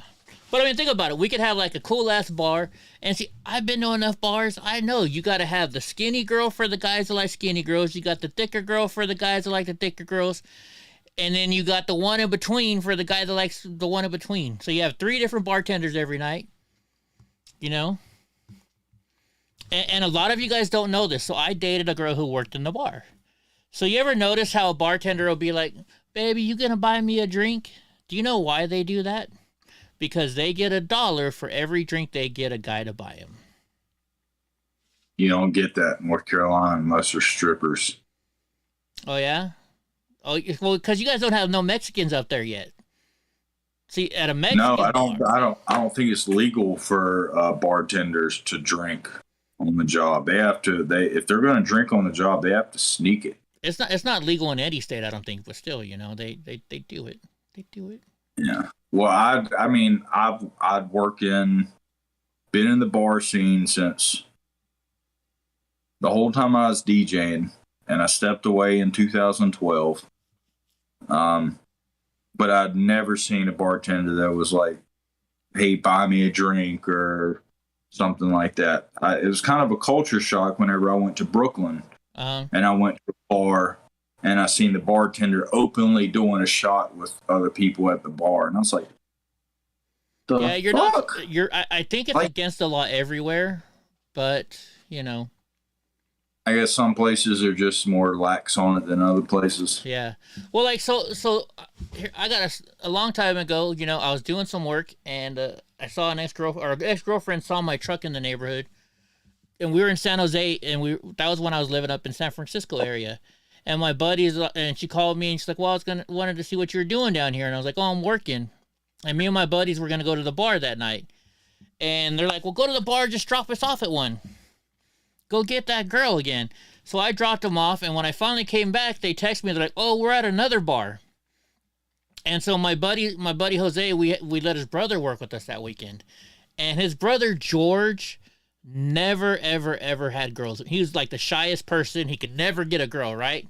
I walk into this bar and there's more girls than guys, number one. And then I look and I'm like, what the fuck is George doing with like 3 girls talking to him? So I roll up and I'm like, this is kind of weird. So I sit at the bar and I'm like, "Yeah, well, can I get a Crown and Coke?" And they're like, "Oh, so it was only a beer bar." So I get a beer. And then this girl comes up and she's talking to me. So they have waitresses. So I guess maybe the waitresses can take a shot. I'm not sure. But so they have all these waitresses. And this girl is like, "Well, will you buy me a drink?" And I was like, "You know what? All right. I just had some fun tonight." And so I got a Corona that was this big. For the same price, they gave a girl a Corona that was this big. You know, they call them Coronitos, like mini Coronas. And so I asked her, I'm like, well, why, you know, if I'm paying the same price, why do you get that little one? And they're like, well, that's what the girls like. So I was like, well, why don't you let me taste the beer? And I kind of let it go. And then George walks over with these 3 girls and my friend Jose, and they're like, oh, yeah, this is the boss. He's the owner of the company. He owns his own plumbing company. And all of a sudden, all these girls left them and came right to me.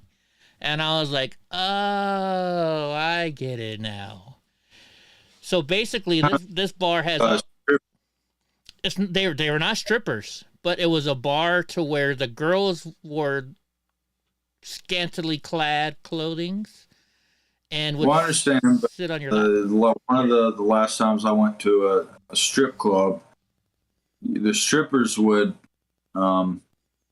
ask for you to buy them a drink, and then later on, like I've never really liked strip clubs. Like I know I wanted to go to them in Vegas just for the experience of seeing what Vegas would have on both sides, but I never really liked strip clubs. It's not sneaky, uh-huh.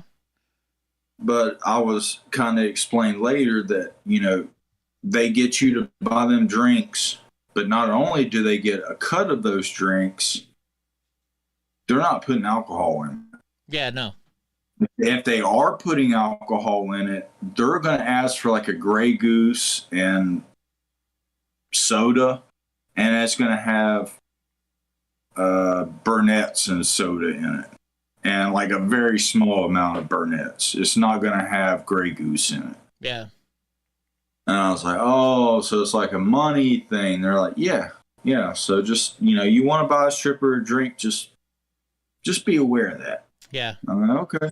Now, when my girlfriend worked at this bar, she didn't drink at all. And I was like, so what do you do? And she's like, well, I asked for, she would get the tequila. Oh my gosh, what kind of tequila was it? I forget now. Cazadores. So she would get Cazadores tequila because it was clear. And so she would order a Cazadores shot. They would pay like $9 for this shot, and they would pour water in there. And so because she didn't drink and there was no alcohol in there, she got $2. Yeah. Are you far from Monroe, North Carolina? Or do you know where Monroe, North Carolina is? Yeah, I don't know how far I'm from. I'm pretty sure it's pretty close. Is that right by Charlotte? Like, within like 10, 20 minutes of Charlotte? I don't know. Let's see. I'm trying to look for it I just zoomed the map out right now. I'm looking for Monroe. Because Charlotte's south of you, right? Holy shit, that's a big-ass lake. Lake Norman? Have you ever been to Lake Norman? Yeah, that's my aunt has a house on Lake. Dude, if I move there, I'm buying a fucking house, or I'm buying a boat. Oh, I see where Monroe is. Yeah, it's off of 74 down south east from Charlotte. Oh, okay. Yeah. Within an hour-ish, yeah. There you go, within an hour-ish. I don't know much about the town, but an hour-ish. Review says, I used to be a hostess at the strip club. If I got a guy to buy a stripper a drink, you get $5. The stripper would get $5. So they're charging $20 for a drink at that strip club. Wow. I'm telling you, bro, we need to open up a bar. We need to open up a bar. Make all kinds of money. The bar scene is pretty much already absorbed. We got we got a couple bars, but there's 2 bars that just absorb everybody. Yeah, but we would be the new bar. It would be Eddie's California bar. You know, it would be a different kind of bar. I'd have the... You know what? We'll see. We'll have to see. I bet you I could have better bar. Yeah, a California bar is probably not going to work in my town. Mm-hmm. Now, I've always had an idea for a bar in my town, like I said, in my town where I'm from, a saloon style. So you would have to have glass doors to just keep people from like breaking in. But I had this envision of you open up the glass doors And then you walk down like a little small hallway, like kind of like how you see downtown sometimes. They have like display cases up front, Mm-hmm. and you like the. Well, I think your old thrift store was like that because you found those homeless people. Yeah. In that area, so they'd have to walk through glass doors to walk through that walk-through area. But from there, it would be swinging wood doors, saloon style, everything made of untreated wood, bluegrass and country music playing all the time. Sometimes I would even hire people to come in and act like cowboys and get into fights over a card game. Uh-huh. Things like I think that. What do you guys think? Wouldn't that be cool? He says like Love Valley. Do you know what Love Valley is? I'm looking at it right now. Oh, you know, you definitely know what Love Valley is. He knows what Love Valley is, right? Yeah, that's where I'm not taking Eddie. Why? I told him a long time ago. I'm not even allowed in Love Valley. I got stretched ears. They got a steakhouse there. Yeah, but I bet you if you go in there in some Trump attire, you'd be all right. I don't know. All I know is my daddy told me as soon as I started skateboarding, I started asking about that area, and he's like, "Nah, I ain't taking you there. Nope." Why? Do they? They're gonna stand you up. If I take you there, they're gonna fuck us both up. They don't. Actually, you know what? They don't look very handicap accessible. I might have a trouble getting in. A car. You have to ride a horse inside some parts of Love Valley. I see. No cars. Hey, what is it like over there, like for handicapped people? They might not even let you in with your electronic wheelchair. Keep your technology out of our place. Really? Maybe. I don't know. No, but anyways, like your city, would I be able to get in most stores in my scooter? Because I know there's a national ADA law, but I don't know if California is much different or not. Like when I went to Chicago one time, it was a lot worse than California. Like I couldn't get into places. Yeah. So I'm just curious. Well, I know at my store we had to build specifics for basically the one person that's come into my store that has had those disabilities. Uh-huh. So I would assume that you would be okay. Okay. I mean, we had to have our sidewalks done a certain way, the parking done a certain way, the markings done a certain way. Our checkout counter had to be a certain way, and the bathrooms had to be a certain way. Yeah. All for people in a wheelchair. And I think I've literally, I'll take that back. I would say one, but two, been open since 2014. And I only remember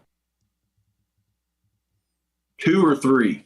And now I'm thinking about it. 3 total people that have come in a wheelchair. Yeah. I just because I mean, like when I know, I know you look for stuff, but I mean that's frustrating as a business owner because we had to like revamp, and it costs us a lot of money sometimes. It does, and it's mostly on the inspector. It's like the inspector like comes in and they just pick one thing out each time to make you work on, so they get paid, and then they come back again. And then point out the next thing.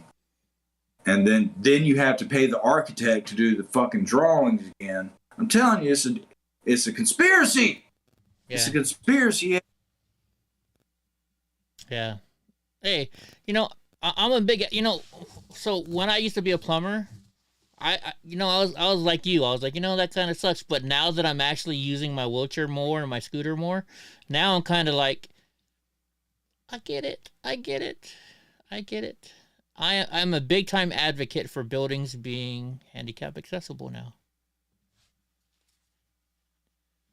Wait, what happened? Ultimate? CNN used my footage. When? Recently?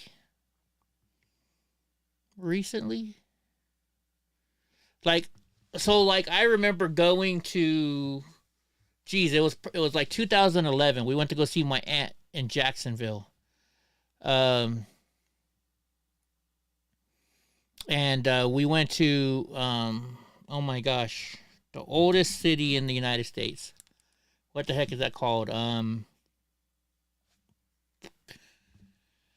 Oh, there's no link, Ultimate. There's no St. Augustine. There's no link, buddy.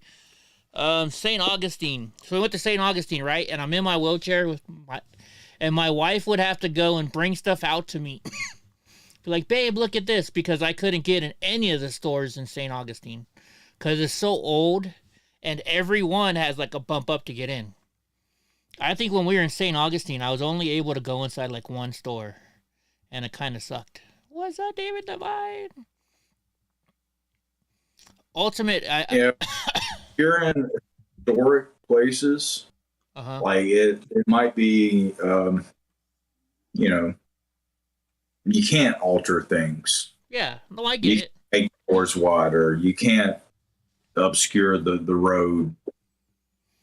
But now, if I go to a store like that and the people are cool and they're like, hey, is there anything I can do to help you, sir? You know, then I'm fine with that. But if you go to a store like that and they're just like ignoring me, then it's like, you know, fuck you, cocksuckers. You know? That's when I get mad. And I'm sorry, I didn't mean to cut you off. Oh, it's okay. It's just like there's a part of Wilmington, North Carolina, it's like that, and you basically have to go to the very west side of Wilmington where they have an inlet at, or a waterway. I don't know what you call it. You know, the other side you got the ocean, but on this side, you know, it's whatever. You still have water, but the street that runs along that water line is called Water Street. And they have, like the rest of the city, you know, they'll update it this side or the other. That one street, they leave it alone. The roadway is still made of bricks. Like, very, very old style architecture. Like, I don't think you're allowed to mess with it. Yeah, because there's certain stuff that you can't. Yeah, and I think you would even see like horse and buggies. Like it's mostly like tourist things. Like, let me take you down Water Street on a horse and buggy. Yeah, I don't think people were really like riding around for the hell of it. You know, like I'm going from my buddy's house to my other house. No, it seemed to be mostly commercial. Yeah, but yeah, I got you. Yeah, there's places that just you can't fuck with it. Yeah, of course, you know, because it's like historical buildings, and I understand that.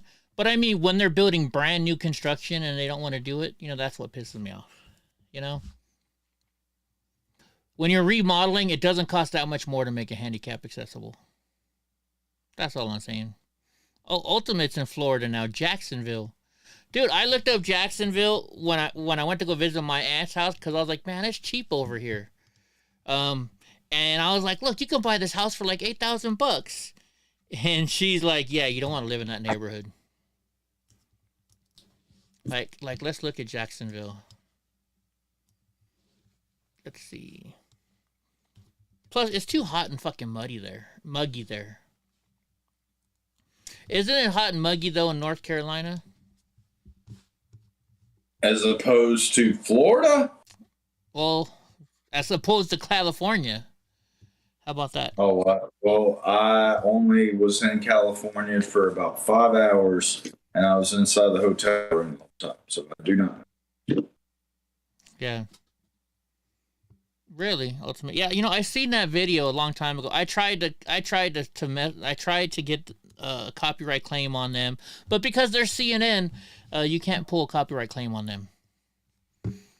Okay, so we are here looking at Jacksonville, North Carolina. Oh, why did it not Jacksonville, North Carolina? Jacksonville, Florida. Is Jacksonville, North Carolina close to you? No, that's towards the coast. All right, that's where the That might be where my professor's at right now. Type in Fort Bragg. See if Fort Bragg's in Jacksonville or, wait a minute, Fayetteville. I always get Fayetteville and Jacksonville mixed up. Let's see. Fayetteville. Jacksonville has the Marines. Yeah, that's still on the coast. Is it Jacksonville Marines and Fayetteville has the. I gotcha. Well, let's see. So Jacksonville, Florida. Let me find a fucking house listing. Let's see, property type. Let's just do a multifamily. No, single family home. Done. The cheap for $35,000, you could buy a fucking house in Florida. It's pending sale though. It's even got a ramp up there already. It's even got a ramp. Holy shit! And cold. Wow, look how shitty the kitchen is. Yeah, but for $35,000, you can remodel that mug. Gonna cost you $20,000 just to get rid of the mold. Probably, right? Let's Probably see. my ass. Okay, here's a decent looking house for 50 grand. Let's see what the inside looks like. They don't show the inside yet.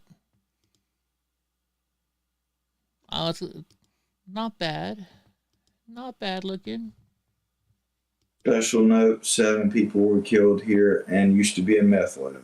Right? I mean, I don't think I could fit my wheelchair in that kitchen. That's for damn sure.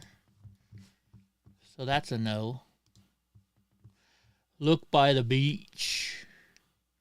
Let's see.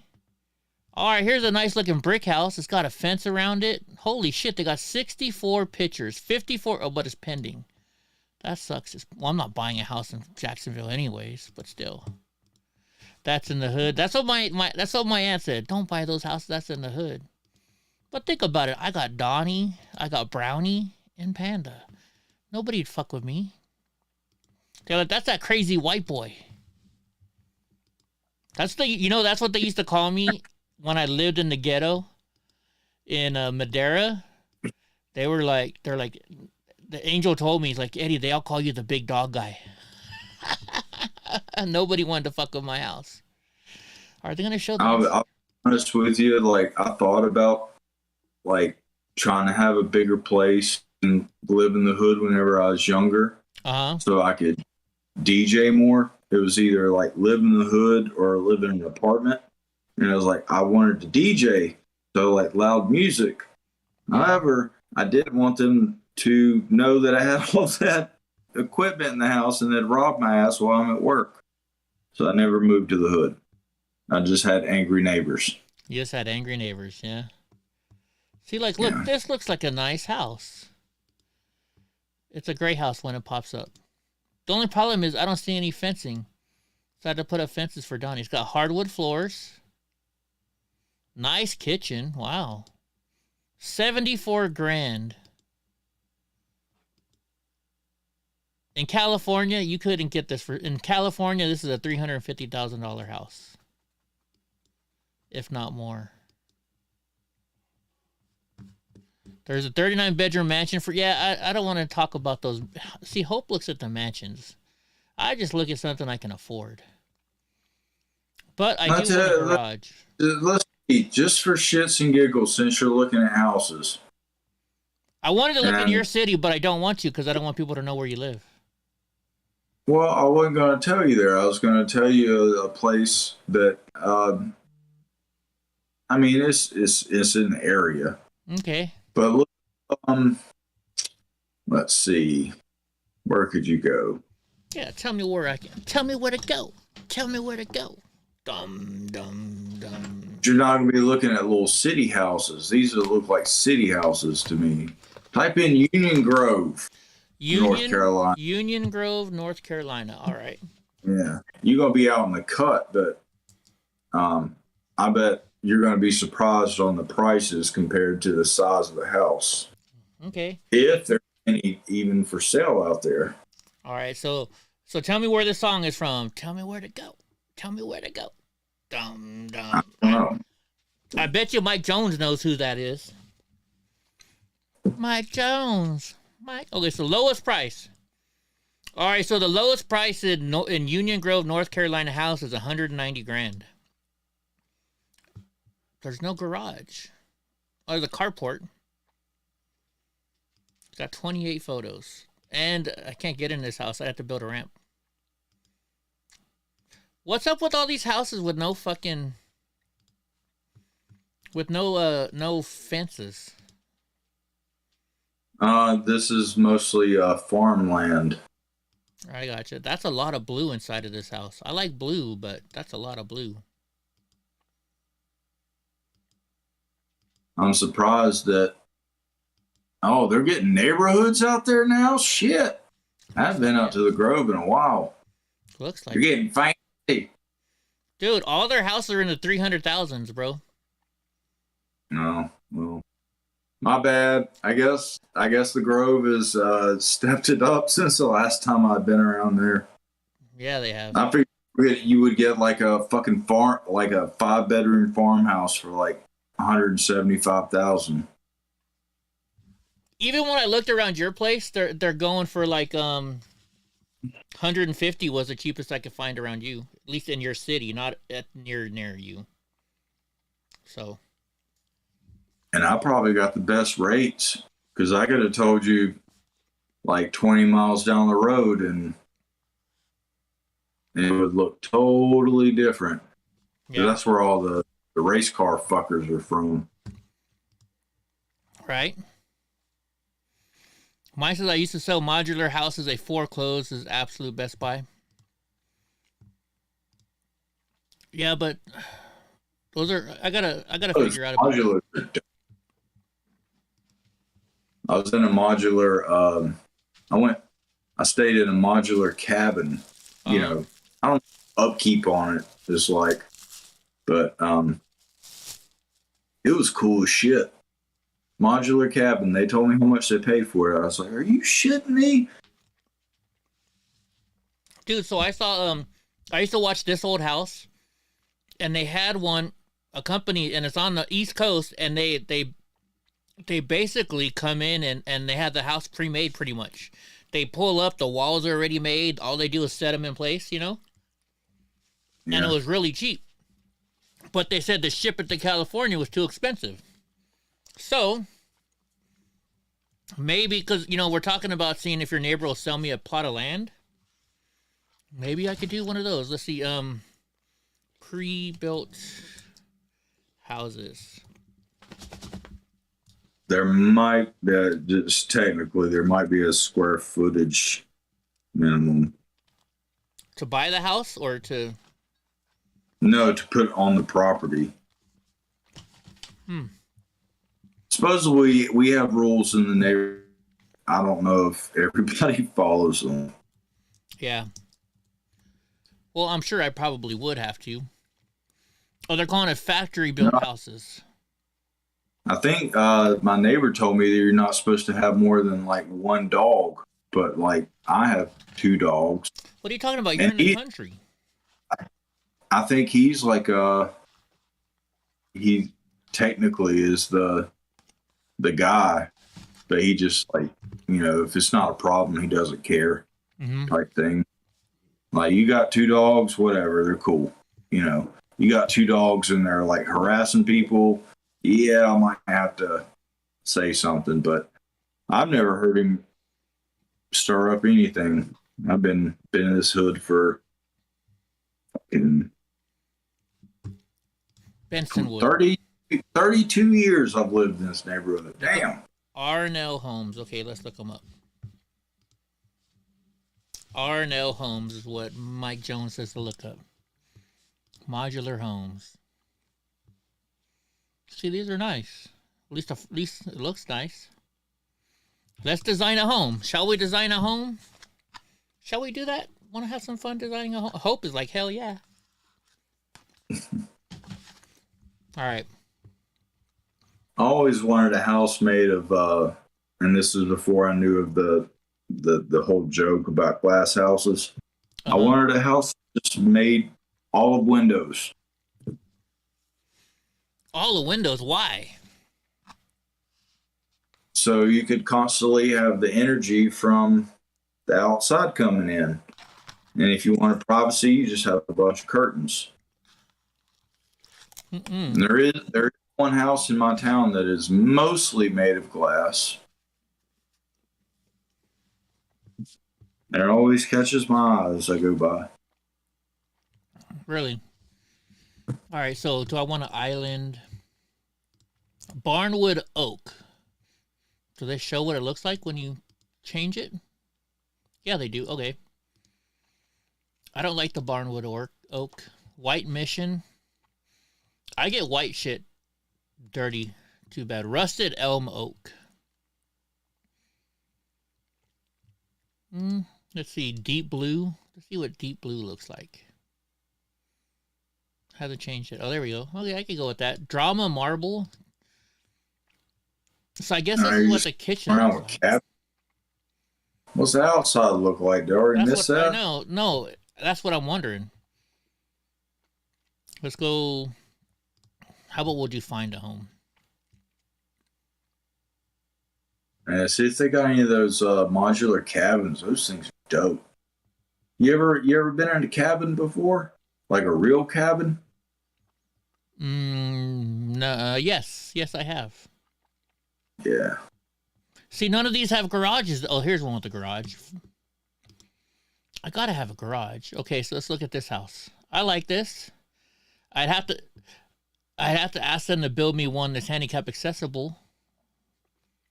I'm sure they could do that somehow. Let's see. Download a brochure. Let's view the design of home. Okay, so I guess how do you? This is confused. Let's start with the exterior. Okay. Oh, see, this is just see, they're kind of not as good as. Let me try this Benson wood one.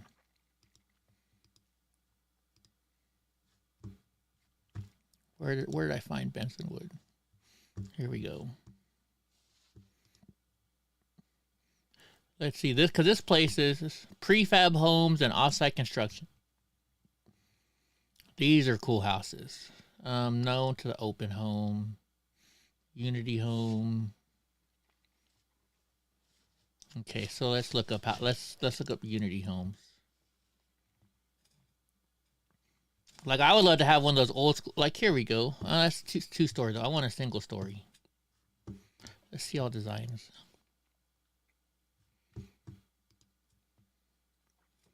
They're in Myrtle Beach, modular cabins. Holy shit! Starting at 630 grand. On the wall. Starting at 260. These guys are expensive. Never mind. Never mind. Too expensive. Let's look up prefab homes. Because I don't want those ones that roll in. You know what I'm talking about? Their trailers. I really don't want one of those. Oh shit! You can buy one of these from Home Depot. What the fuck? The bungalow loft, 2 bedrooms, 2 bathrooms, 1,018 square foot, and it's $46,997. No way. Check this out. Wait till you see it. How does this work? Do they just send it to your house? I guess you probably got to put it together. It says it takes about 5 days to construct a building skeleton with the help of 3 to 4 people. The steel frame structure is highly adaptable, durable. So does it come? How does it come? Are you just paying for the plans? Gateway pad. Let's see. It's like a fancy shed. Maybe, but it's a house. Let's look at the 50 questions. Does the frame come with exterior walls and a roof? No answers. No answers. Was it 100 square foot or something? It says 1,000 square foot. Yeah. Is there a way I can look at a floor? Let's see. Can you get long-term? It's just a big shed. Does a home come built? No. They don't even help you with the answer. I know, I Donnie. could know that. Hybrid prefab homes. Let's look up this place. These look kind of cool. We're here for you. Testimonials. Choosing a home. The heck was that, dude? He's like, Dad, it's dinner time. Okay, let's choose a home. Brownie, please stop. I just did that already. A lot of the stuff is also freaking hard to choose. What's ADU? ADU. Oh, accessory dwelling units. Oh, they're smaller. I don't want smaller. Oh, look at, see, look, they come pre-frabbed. They just drop it in with the crane. See, now that would be cool. But how much do they cost? I don't know. Oh, these are in California. They're going to be expensive. Never mind. Anyways, I think Donnie wants me to go feed him, and you look kind of tired. Yeah. So the off-frame modulars are well built, not trailers, and appraised about $100,000 plus a square, or $100 plus a square foot. Okay, I'll have to talk to you, Mike Jones, when I'm ready to figure out something when I'm over there. I'll just park my trailer and put a whole bunch of cars in the front just so I can piss off drunk uncle since I'm living next door to him. Like, I bought my house. You can't tell me how to fucking live here, asshole. But you take your ass 3 houses down if you want to live like that, motherfucker. Keep your ass out of my sight. You know what else I'll do? I'll be like, Donnie, go take a shit on drunk uncle's lawn. We don't care much about that around here. Yeah. Really? Oh, That man. helps our grass grow better. Okay. Well, there you go. And no, you cannot borrow my riding lawnmower. That's all right. Yeah, I don't want to drive to the yard. Andy says, get your cars up on cinder blocks. Heck yeah. Heck yeah. I'll be the crazy neighbor. They're like, oh, fuck. Why did Eddie have to move in?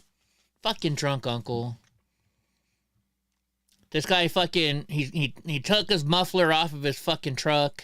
By the way, that's another reason why. So I looked up North Carolina. There's a thing called deleting your truck. And like on the newer trucks, they have the DEF exhaust. Now it's illegal federally, but the states don't check it. So like you could take this DEF exhaust. So right now you can't roll coal on my new truck. But if I took that off, I could. And I get like 7 extra miles per gallon and a whole lot more horsepower. So I'd be rolling around. So it's legal in North Carolina, but not legal where you're at? Yeah. Oh, I live in California. Dude, I got a tuner on my truck. I went and got it. I forgot to disconnect it before I got it tested. So I had to go take it off. You have to run it for 100 miles to clear the codes, right? I come back, and it actually tested dirtier without the fucking the chips that I put in my computer on my truck. It ran dirtier, and it used up more gas per mile. But California failed it because I had that tuner on there. The tuner actually made it better. Just to let you know, if you like roll coal on somebody at a stoplight, they're probably going to shoot you. Want to have words with you. Yeah, just to let you know. I'm sure. Because that's I didn't know that you'd actually save gas mileage by. I just seen it as a douchebag thing that 16-year-olds do. That end up getting their asses whipped. When you're rolling coal, no, you're not saving diesel by any means. But by taking off the filters and all the stuff that they put on for it, yeah, you save money. Right. In the long run, you save money.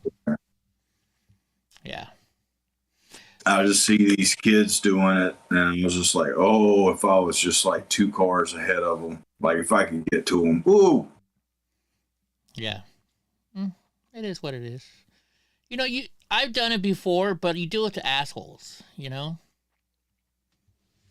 Like you just better hope that they ain't gonna call your bluff.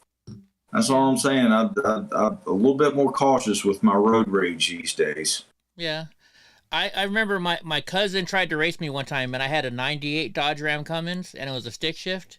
And so he started rolling up on me in his Honda, so I kicked it down to fourth gear. I took off on him.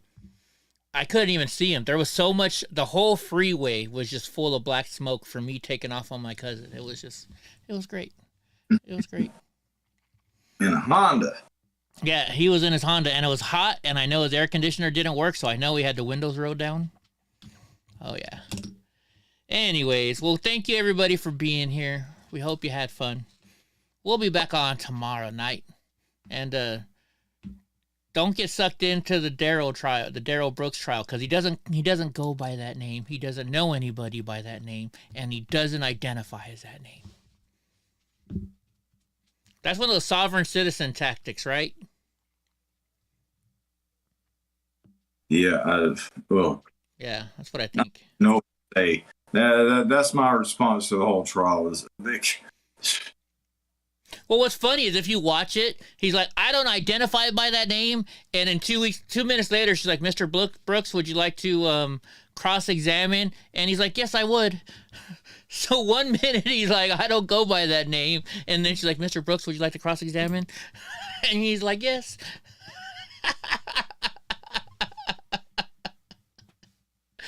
Oh. It's definitely entertaining and frustrating all at the same time. If you know anything about the law process,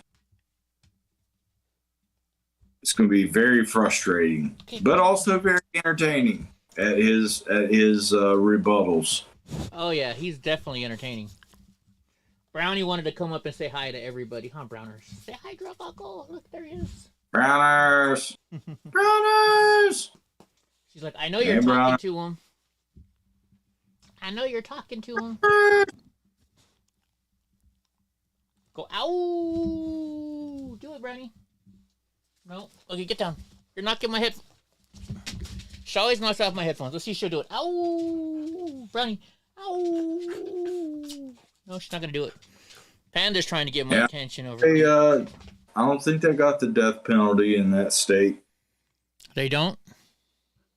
I don't think they do. Yeah, I don't know. He deserves it. I'll say it. He deserves it. I mean, I haven't seen any. I guess we'll have to wait till his final statements, the closing argument. Yeah. But I don't see that he's presented. I mean, he's asked a lot of questions, but I don't know where he's presented anything that would make you think that he's not guilty. Right. He hasn't presented a theory or evidence, like nothing, like just absolutely nothing. Yeah. And he needs to also stop bringing an axe to the courtroom. Yo, Judge, let me ask you a question. Axe. I gotta ask you something. I thought I was like, how the fuck is they letting him bring in a weapon?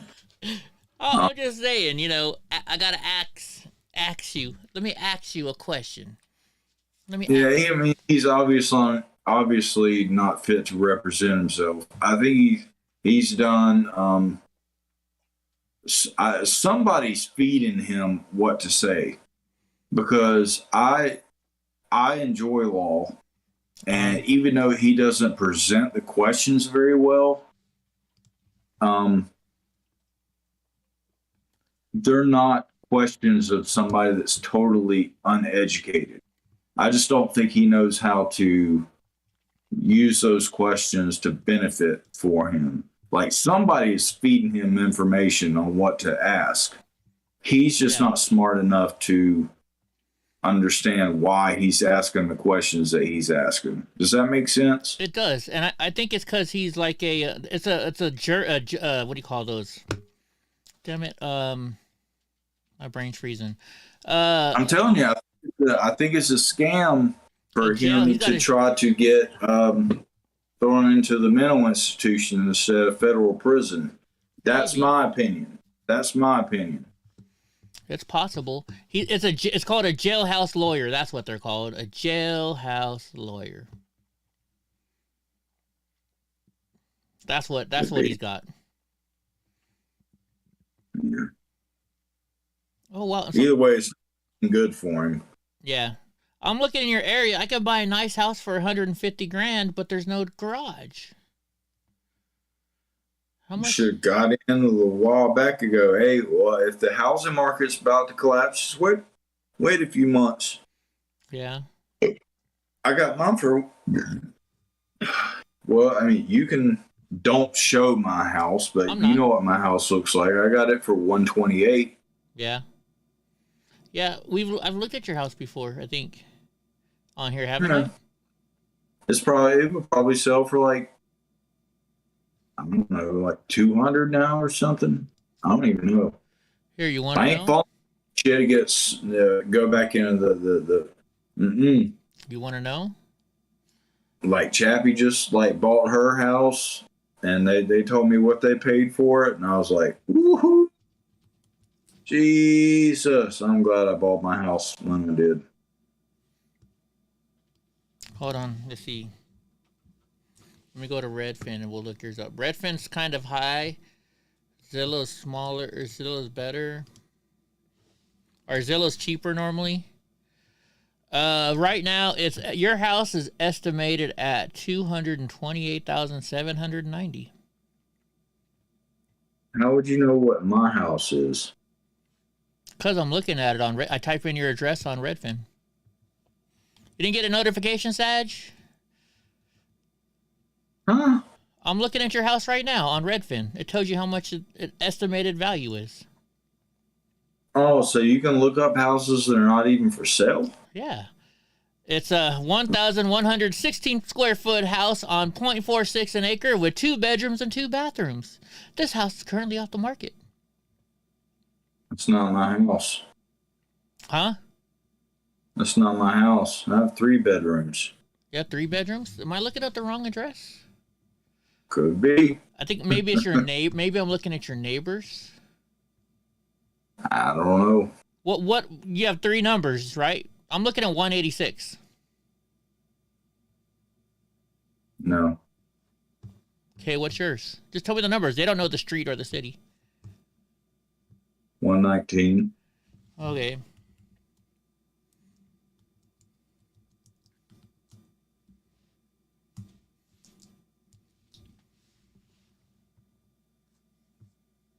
Well, okay, so yours is worth $245,000. This isn't right though. This can't be right. It says 1.5 bath. Your middle bathroom, does that not have a shower in it? I thought it has a shower in it. No, I got a regular bathroom and then one that's never used in the master bedroom, so that sounds right. Well, a half bath is only a toilet and a sink. You have a shower in that middle bathroom though. You never been in my house? Dude, you take me in the bathroom with you all the fucking time when you go take a leak. Yeah, and that's in my regular one. Oh, I thought you take me to your middle bathroom. No, that room doesn't even, you should know, most of my house does not get used. Well, I know. It's like, I think they have like a studio. The rest of it's just there. That's weird. There's no pictures. Oh, you got a mailbox in front of your garage is sideways? Yeah. That kind of sucks. Or do you like it? Yeah. Don't pay attention to it. Well, I'm just used to one where you pull in from the front. There's no pictures on your house though anywhere. Well, it does help because you go in, mm-hmm. and then when you want to leave, yeah.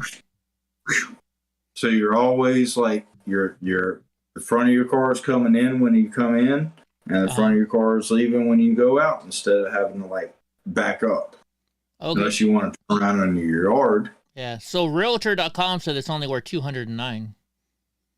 Wow, your whole house is brick. Yeah, if I sold it right now, I'd be banking $100,000. Right? I don't know if I can fit my wheelchair in your kitchen's pretty skinny. It's a pretty skinny kitchen. Oh, and it's electric? You guys don't have gas there? What the fuck? You can get gas around here. Can you? Yeah. Okay. Damn, did you find like an old listing or something? Yeah, from Realtor.com. I hate my kitchen. I'm never go in there. Wow, I like it. How come you're never on your fucking patio, bro? I like your patio.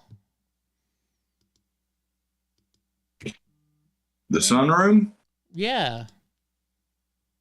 Nah, that's I mean it's set up, but it's kind of where the dogs hang out when I don't want them inside.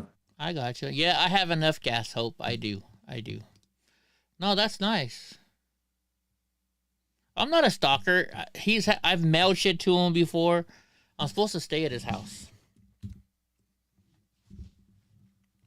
But like you said, after 3 days, what do you call it? Fish, house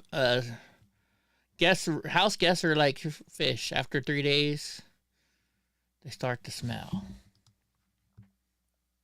You're just gonna, I mean, if you're gonna spend any time in the kitchen, you're gonna have to learn how to back up like directly. Is that what they call it? A gallo? I don't know. Gallo kitchen or something? Hope will know what I'm talking about. David Aguilar says, drunk uncle sunbathes in the nude on the porch. You never know. You never know. All right, I need to get some. Now that I'm doing this like no-gi stuff, I got like some new no-gi stuff, and they're like spandex shorts and then like board shorts to go over top of it. But I'm so used to my legs being covered, like I didn't realize like how white I was. I'm like, holy shit, I need to like get a tan before I start wearing these types of clothes. Right? Yeah. Damn white boy. Right on. Well, I think we're all ready to go. We said that a long time ago, but we're finally going to do it, I think. Because Drunk Uncle's tired. Galley? Yeah, Galley. There you go. So, we're going to catch you guys later. Thank you for being here. You have a good night. Bye-bye. Gang, gang.